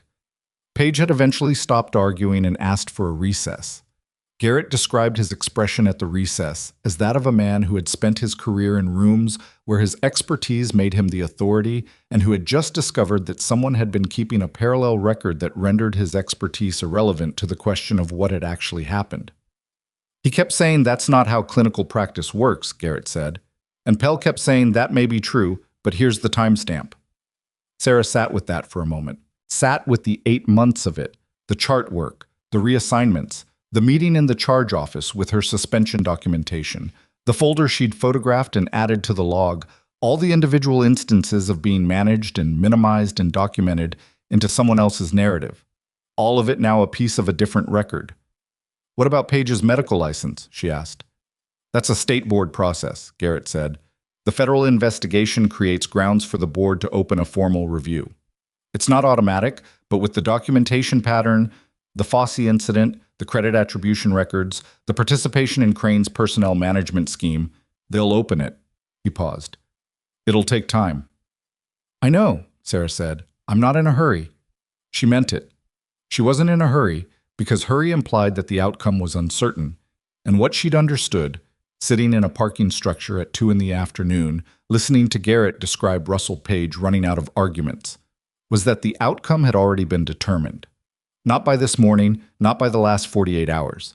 It had been determined 8 months ago, when she'd started keeping logs. And 4 years ago, when she'd made a copy of a report that someone had decided should not exist. She'd been patient. Patience had not been passive. Rourke called her at 3:47. Stockton, Rourke said. Her voice was different, not urgent, but with a quality of contained weight that told Sarah whatever was coming had gravity. We located him. Portland? He checked out of his Portland hotel at 7 this morning. We lost him for about 6 hours. A pause. He was picked up at the Crestfall Municipal Airport at 2:15. He was trying to board a charter flight to Vancouver. Trying, Sarah said. He's in federal custody. We're transporting him to a holding facility now. Rourke was quiet for a moment. The syringe. The 2 men from Wren's room. We picked them up at the same airport. The syringe has been sent for analysis. We'll have results by end of day. Sarah sat with that. Stockton, the retired general who had buried a report for 4 years, who had seeded Crane with a preemptive narrative before Sarah had shown up for her first shift, who had spent 4 years operating from the assumption that information could be managed if you got to it early enough and managed the people who had access to it. He'd been almost right. She'd spent 4 years in a civilian life precisely because the military environment where she'd found the fraud had felt, after the burial of her report, like a space that wasn't safe to operate in. She'd retreated. She'd been quiet. She'd kept the documentation and not known what to do with it, until a man with a chest injury had ended up on a gurney in front of her and said a name she hadn't heard in 4 years. He's going to claim the report was legitimately classified, Sarah said. He's already claiming it. Rourke's voice had a dry edge. His attorney made that argument before Stockton had been in custody for 20 minutes. The issue is that classifying a report as unsubstantiated is not the same as classifying it as secret. What he did was suppress evidence of contractor fraud using classification procedures as the mechanism, which is a specific and well-documented misuse of authority. She paused. Your documentation makes that case very cleanly, actually. The original report, the filing records, the response. It's a paper trail that shows the suppression process step by step. I kept everything, Sarah said. I know, Rourke said. I've been reading it for the past 5 hours. The parking structure was quiet. Garrett had gone back to the field office. Joe was in a secured location that wasn't a hospital, with a proper concussion protocol being administered by a federal medical officer who had, according to Garrett, the bedside manner of a filing cabinet, but the clinical accuracy of someone who took head injuries seriously. Sarah sat in the driver's seat of the car Garrett had arranged and looked at the concrete wall in front of her and thought about nothing specific for approximately 45 seconds, which was the closest she'd come all day to rest. Then Rourke said, There's something else. The tone shifted enough that Sarah straightened. The email archive from Crane's server, Rourke said. We've been working through it all day. The Heron communication threads, the personnel monitoring reports, the consulting payment records. Another pause, and this one had the quality of someone choosing how to present something carefully. There's a thread from 6 months ago. It's between Crane and a contact at Heron. The subject line is a reference code, not a name, but the content refers to a second individual at Hartwell Memorial, not you. Sarah waited. The thread discusses concerns about a physician who had begun asking questions about billing discrepancies. Internal questions, not a formal report, not an external contact, just a doctor who noticed something in the billing records and mentioned it to a colleague. Rourke's voice was careful and even. The response from the Heron contact recommends standard resolution procedures. 2 weeks later, that physician's car was found in the Columbia River. The death was ruled accidental. The parking structure was very quiet. Who was it? Sarah asked. A doctor named Marcus Yo. He was an internist at Hartwell. He'd been there 4 years. A pause. He was 38 years old. Sarah sat with the weight of it. 6 months ago. While she'd been on the floor charting and being reassigned and having her escalations blocked, a physician in the same building had noticed something, said something to the wrong person, and ended up in a river. A death ruled accidental. Was it? She asked. She already knew, but she asked. Based on what we're reading, no, Rourke said. We're opening a parallel investigation. The Heron contact in that thread. We're working on identification now. The language is consistent with someone who's been in this network for some time and has experience with the phrase standard resolution procedures. She meant this wasn't the first time. The phrase had a history. The people using it had a history. Sarah thought about Stockton at the Crestfall Municipal Airport, trying to board a charter flight. She thought about the 2 men from Wren's room with Portland plates. She thought about Reardon with his clipboard standing over Joe's hospital bed. She thought about a clear syringe held at a man's side in a secured hospital room and what it would have looked like on a chart. Cardiac event, consistent with thoracic trauma, no contraindication. She thought about a physician named Marcus Yo who had noticed something and mentioned it to the wrong person and was 38 years old. I need to see that thread, Sarah said. I know, Rourke said. Come back to the field office. Sarah started the car. Put it in reverse. In the rearview mirror, the concrete wall of the parking structure gave way to the open air of the exit lane. Rourke, she said. Yes. When Crane made his one call before his attorney arrived, before he stopped speaking, who did he call? A beat of silence on the line. The beat had a quality she'd learned to read over the course of a very long day. We've been trying to identify that number since noon, Rourke said carefully. It doesn't match anything in our current network map. It's not Stockton. It's not the Heron contact from the email threads. It's not anyone we've currently identified. Another pause. It's a number that's appeared twice before in our surveillance data, both times in the 48 hours preceding an incident that was subsequently ruled accidental. The exit lane opened onto the street. Morning had become afternoon, and afternoon was becoming something else. And Sarah drove into it with the understanding that she had handed over 4 years of documentation and watched a general get arrested and seen a charge nurse run out of arguments and heard a hospital administrator go silent, and that somehow, despite all of that, there was still a piece she didn't have. A number that appeared before incidents that got ruled accidental. Crane's one call. Whoever was at the end of that line had been in this network the whole time, invisible in the data, operating at a level that Stockton and Crane and Heron's billing threads were all, she understood suddenly, with the cold clarity of someone who had just redrawn the map, not the center of. They were the mechanism. Whatever that number connected to was the center, and the center had received a call from Victor Crane at 11:09 this morning, 40 minutes after the federal records request had been served, with whatever information Crane had been able to convey in the minutes before his attorney arrived and told him to stop talking. Her phone, the field phone, buzzed. A message from Garrett, 2 words, Joe's missing. Sarah read the message twice, not because she didn't understand it the first time, but because her mind was doing the thing it did under pressure, moving fast through implications before the emotional response had time to arrive, cataloging information before reacting to it, which was a trained habit, and also right now the only thing keeping her functional. She called Garrett. He picked up in one ring. She was in the secured room. I checked on her at 2:45. At 3:30, the federal medical officer went back in and she was gone. Her shoes were still there. Her shoes. Left beside the cot, deliberately, or she left in a hurry without them. A beat. The room has one exit. The corridor outside was monitored, but we had one agent covering 2 access points, and there was a fire alarm activation at 3:15 in the east wing that pulled attention for about 4 minutes. Another activation, another procedural distraction creating a 4-minute gap. Sarah understood the pattern now with the specific clarity of someone who had been watching it operate all day. These were not separate incidents managed by separate actors. This was coordinated. The code silver, the fire alarm, the precise targeting of monitoring gaps. Someone was running operational logistics for all of it, and that someone had received a phone call from Crane at 11:09 and had spent the hours since working through a checklist that had Joe Merritt's name on it.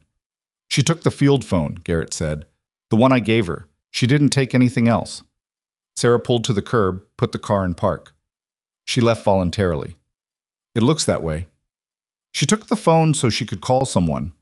Sarah thought about Joe. 6 hospitals in 15 years. A woman who had spent a career watching institutional misconduct and developed, from that watching, a very precise understanding of when to stay inside a system and when to step around it. She figured out something we didn't tell her, or she remembered something we didn't ask about. That's my read too, Garrett said. I just don't know what. Sarah looked at the field phone in her hand. If Joe had a phone and had chosen to leave rather than call from where she was moving toward something. Not away. Joe didn't run away. Sarah had understood that about her from the first week, the particular quality of a person whose entire professional history was a record of staying in difficult places and watching carefully and writing things down. She was going somewhere to do one of those things. Check Hartwell's administrative wing, Sarah said. The record storage on the 2nd floor, the physical archive, not the electronic system. Crane's assistant, Priya, she'd still be at her desk. She'd have access to physical files that might not have been flagged in the digital records request. A pause. Why would Joe know about physical archive files? Because Joe's been at Hartwell for 4 months, and she spent 6 weeks building documentation of administrative misconduct, Sarah said. She would have mapped the building's information systems. She would know what's electronic and what's not. She paused. And she had a concussion that was making her feel like she had nothing to lose and needed to move. She was already pulling back into traffic when Garrett said, I'll go. I'm closer, Sarah said. Go to the field office. Tell Rourke about the phone number, the one Crane called. Whatever resources she needs to identify it, she needs them now. That's the piece that matters most after Joe. She disconnected before he could argue. The administrative wing of Hartwell Memorial was accessible from the main building through a connecting corridor on the 2nd floor, which Sarah reached via the east stairwell without passing the main nursing stations or the security desk near the ER. Her badge opened the corridor door. She moved through the connecting space with the practiced normalcy of someone on an errand, which she was. The physical records archive was a room off the main administrative hallway, a space that most clinical staff never had reason to visit, full of filing cabinets and the particular dusty efficiency of physical documentation in a mostly digital institution. The door was slightly open when Sarah arrived. Jo was inside. She was standing at an open filing cabinet drawer, barefoot on the linoleum, with a folder open in her hands and the expression of someone who had found something that had changed the shape of what they were looking at. She heard Sarah come in and turned, and her face had the quality of a person who had been expecting to be found, but hadn't been sure by whom. "How's your head?" Sarah said. "Bad," Jo said honestly. "I'm ignoring it. Look at this." Sarah crossed to her and looked at the folder. Physical documents, printed emails, dated 14 months ago, on Hartwell Memorial letterhead, a communication chain between Crane and the hospital's board of directors regarding a staff physician. The physician's name was Marcus Yo. The thread was different from what Rourke had described. This wasn't the Heron-side communication. This was the internal hospital record, the Hartwell-side paper trail that hadn't made it into the digital archive because it had been printed and filed physically before the email was deleted. Crane had deleted the digital version. He hadn't thought to come back and pull the physical copy. The thread showed Crane informing the board that Dr. Yo had been counseled regarding professional boundary issues, a fabricated HR concern used to establish a record of problems before whatever came next. It showed the board acknowledging the counsel. It showed a final email from Crane closing the matter as resolved through standard channels. Standard channels. The same phrase. "He built a false personnel record for Yo first," Jo said, "same way they did with you. Except Yeo's was completed. It went all the way." Her voice was even, but underneath the evenness was something compressed and hard. "He was 38 years old, Sarah." "I know," Sarah said. "He noticed something in the billing records, and they killed him for it." Jo looked at the folder. "And then they filed a nice clean HR closure document so there'd be a paper record saying he'd had issues, in case anyone asked questions later." She looked up. "This is evidence of premeditation. This isn't just fraud anymore." Sarah took the folder carefully. She photographed every page with the field phone, front, back, clear shots with the dates visible. She sent the full set directly to Rourke in a single message with 4 words as context: physical archive. Yeo, premeditation. Then she looked at Jo. "You should have called me." "I thought I'd be faster alone," Jo said. "I was right, technically. You have a concussion and no shoes." The concussion helped, actually. It made me stop overthinking it. Jo looked at her with the direct, slightly unfocused quality she'd had all day. The combination of head injury and the particular clarity that came from having moved through fear into something on the other side of it. "I've watched people like Crane for my whole career," she said. "They always have 2 systems, the digital one that they think is all that matters, and the physical one that they forget about because they stopped thinking about paper a decade ago." She closed the filing cabinet. "I just went looking for the paper." Sarah took her arm, steadying, not urgent. "Now we leave," she said. "What you found goes into Rourke's hands and then into a federal proceeding, and you go somewhere with proper lighting and someone who knows how to manage a grade 2 concussion." "I'm fine." "You're barefoot in a records room running on adrenaline and a headache the size of Oregon." Sarah looked at her. "You did something important. Now let other people do the next part." Jo let herself be moved toward the door. At the threshold, she stopped. "He had a daughter," Jo said quietly. "Yo. I looked him up when I found the file. His obituary. He had a daughter. She was 4 when he died." She paused. "That's who this is actually about, right? Not us. Not Crane or Stockton or the money. It's about a 4-year-old who grew up without her father because he noticed something in a billing report and mentioned it to the wrong person." Sarah held the folder. Thought about Marcus Yo, who she'd never met, who had worked in the same building for 4 months without her knowing what had happened to him in that building a year before she arrived. "Yes," she said. "That's who it's about." Rourke was at the field office when the photographs landed on her phone. Sarah knew the exact moment they arrived because she could hear, through the phone line she'd kept open, the quality of silence change, the silence of a room where someone has just seen something that reframes everything they've been looking at. "How did she find this?" Rourke asked. "She went looking for paper," Sarah said. She was in the car, Jo in the passenger seat with her eyes closed and her head tipped back at the angle that hurt least. Physical Archive, second floor administrative wing. The email thread was deleted digitally.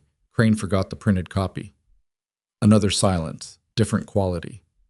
I have 14 agents, Rourke said. Not one of them thought to look for Physical Archive. Joe's been in 6 hospitals, Sarah said. She knows how administrators think about their own records. A long pause. The number Crane called, Rourke said. We identified it 20 minutes ago. I was about to call you. Sarah waited. It belongs to a law firm in Seattle, a senior partner named Harold Vess. He's represented Heron Group in various capacities for 9 years. He also has a documented relationship with Stockton, going back to Stockton's active service years. He handled personal legal matters, wills, property disputes. Rourke's voice was measured and exact. And he is currently the registered agent for 3 of the subsidiary entities that appear in Crane's email communication with Heron. He's the connective tissue, Sarah said. He's the person everyone called when things needed to be managed, Rourke said. He's the one who made sure the subsidiaries existed and the money moved through proper-looking channels and the personnel actions had documentation. He's the one who received the call this morning and decided what to do with the information. A pause. I was also Marcus Yo's coroner report reviewer. He had a professional relationship with the county medical examiner through a mutual client connection, and he was consulted informally on the ruling. The car was very quiet. When? Sarah said. We're serving him now, Rourke said. Seattle field office. He's being taken into custody as we speak. She paused. It's over, Sarah. The network is fully mapped. Stockton, Crane, Vess, the 2 operational contacts from this morning. We have the procurement fraud evidence, the financial fraud evidence, the personnel manipulation records, the Yeo premeditation chain, and 2 individuals in custody who were in Wren's room with a syringe. She was quiet for a moment. It's over.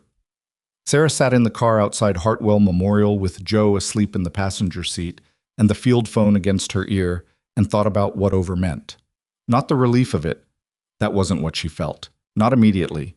What she felt was the specific exhaustion of someone who had been moving under sustained pressure for a very long time and had just been told they could stop, and who didn't quite know yet what stopping felt like.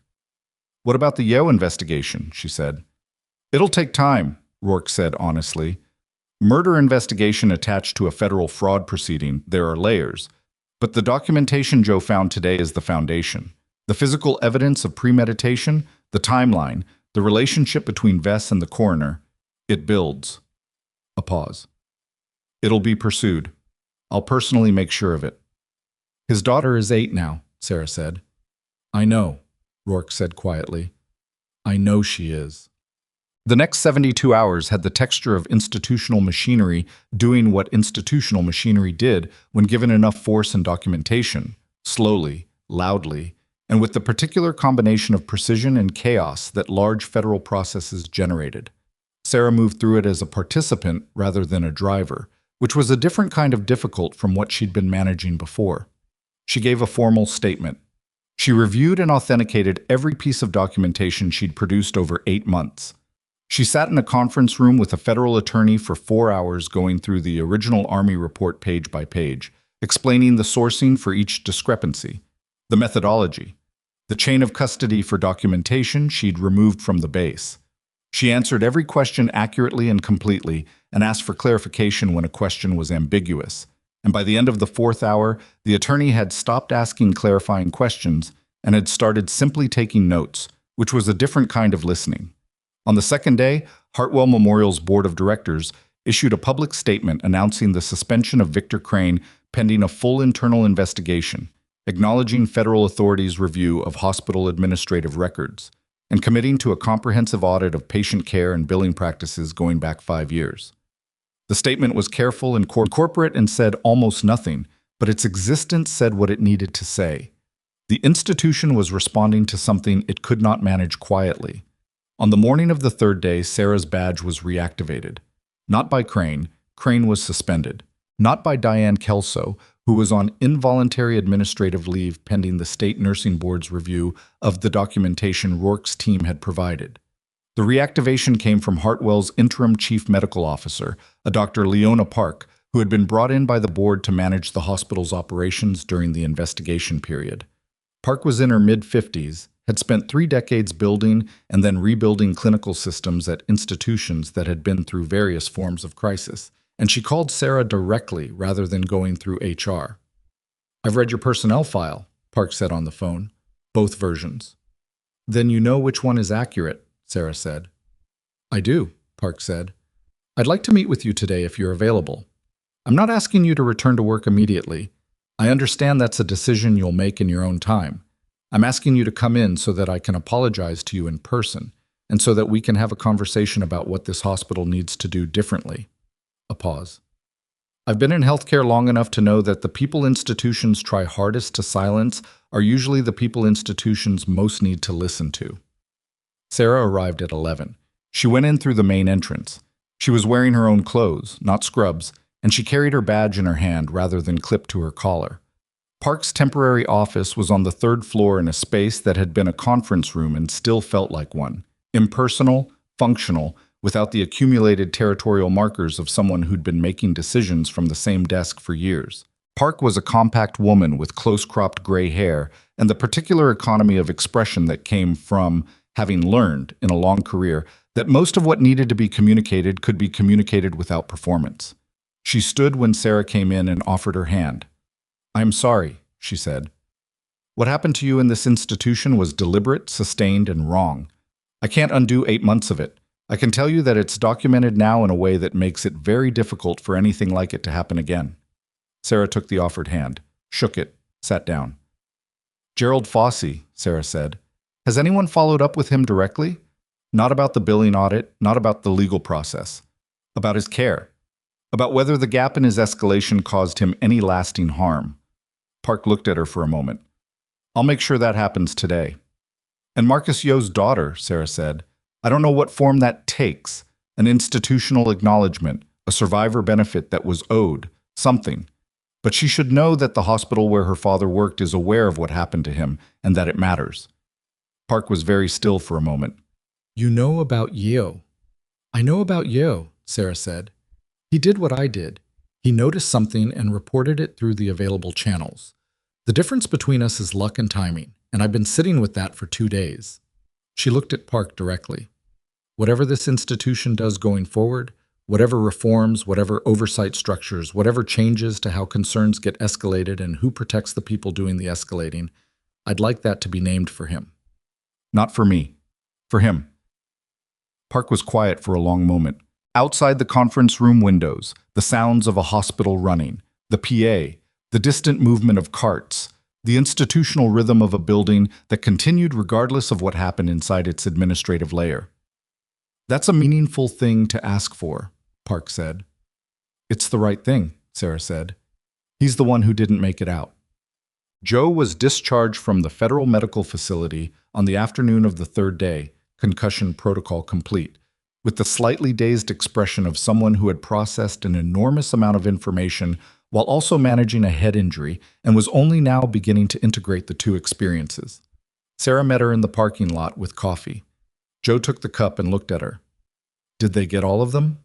"Stockton, Crane, Vess, the 2 operational people from the hospital."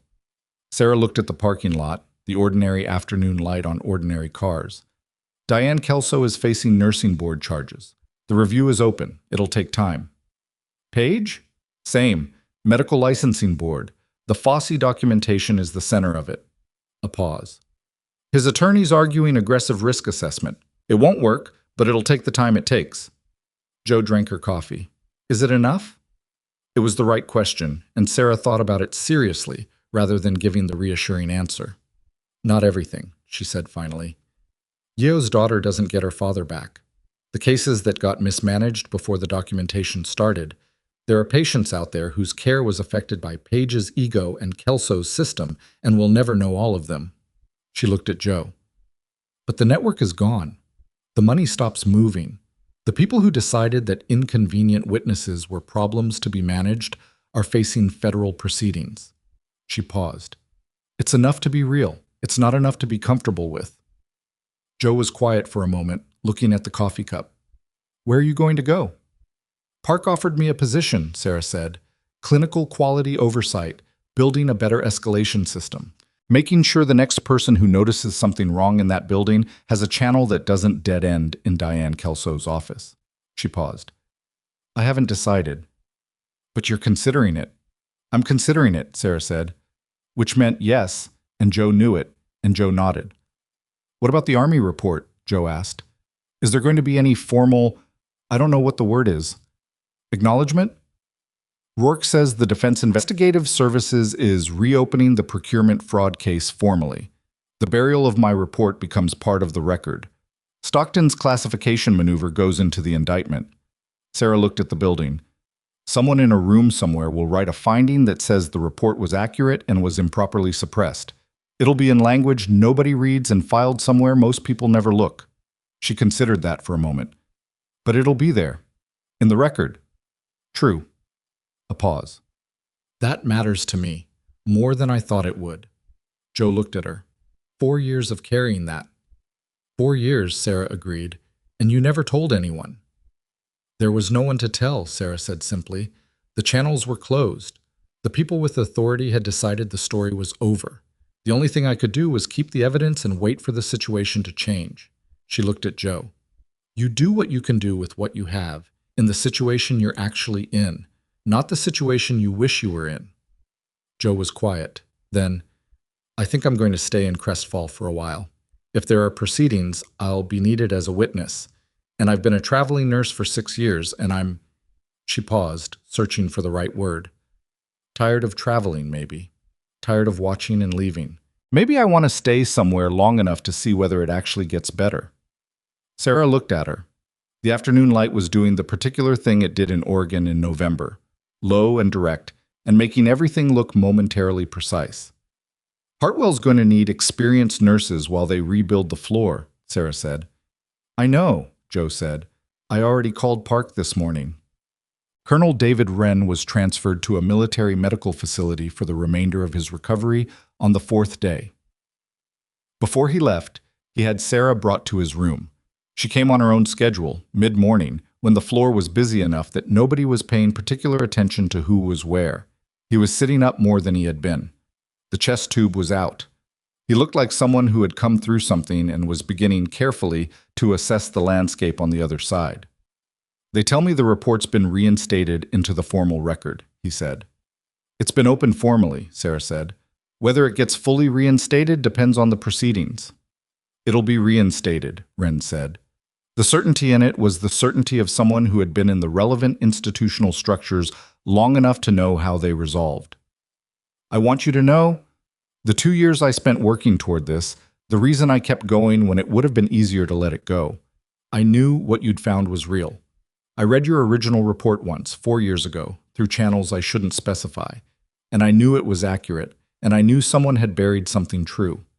He looked at her directly. That's not a small thing to do to someone. Bury a true thing and make them carry it alone. Sarah sat with that for a moment. It was the closest anyone had come to saying what had actually happened.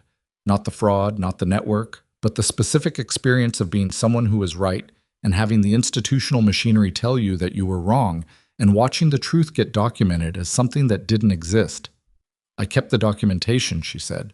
That's all. Everything after that was circumstance. It's not all, Wren said. Keeping it was a decision. You made it every day for 4 years. Every day you could have destroyed the drive and made your life considerably simpler, and you didn't. He looked at her. That's not circumstance, that's character. She didn't have a response for that. She sat with it the way she sat with most things she couldn't fully process immediately, setting it aside temporarily, in the place where things went when they mattered too much to react to in the moment. Take care of yourself, she said when she stood to leave. Both sides. He almost smiled. You too, Major. She was in the doorway when he said, Carter. She turned. The name on your badge here is Novak, he said, and I'll call you whatever you want to be called. But you earned the other name. You didn't have to give it back just because the institution stopped using it. She stood in the doorway of the room for a moment, thought about a name she'd put away 4 years ago, the way you put away something that felt too large for the space you were living in. Thought about whether the space had changed. She didn't answer him, but she took the thought with her when she left, and it stayed. 3 weeks later, Sarah Novak walked back into Hartwell Memorial through the main entrance on a Tuesday morning, carrying a coffee she'd bought from the place down the street that had been there for 30 years and knew what they were doing. She went up to the third floor, to the conference room that had been converted into the first functional home of what Park had officially named the Yo Patient Safety Initiative, a name that appeared on the door in temporary signage that would become permanent signage by the end of the month. The room had 2 people in it when she arrived, a data analyst named Cruz, who'd been brought in to build the new escalation tracking system, and a first-year resident named Okafor, who had voluntarily asked to be part of the initiative after reading the board's public disclosure and deciding that he wanted to work somewhere that talked about these things out loud rather than somewhere that didn't. Sarah set down her coffee, looked at the whiteboard, clean, unmarked, nothing on it yet. She picked up the marker. She didn't think about where to start for more than a moment. She'd been doing this her whole career, in different forms, in different rooms, under different kinds of pressure. She knew how to start. She knew what the first problem was, and the second, and the third, and how they connected, and what a system looked like when it actually worked versus when it only looked like it worked. She started writing.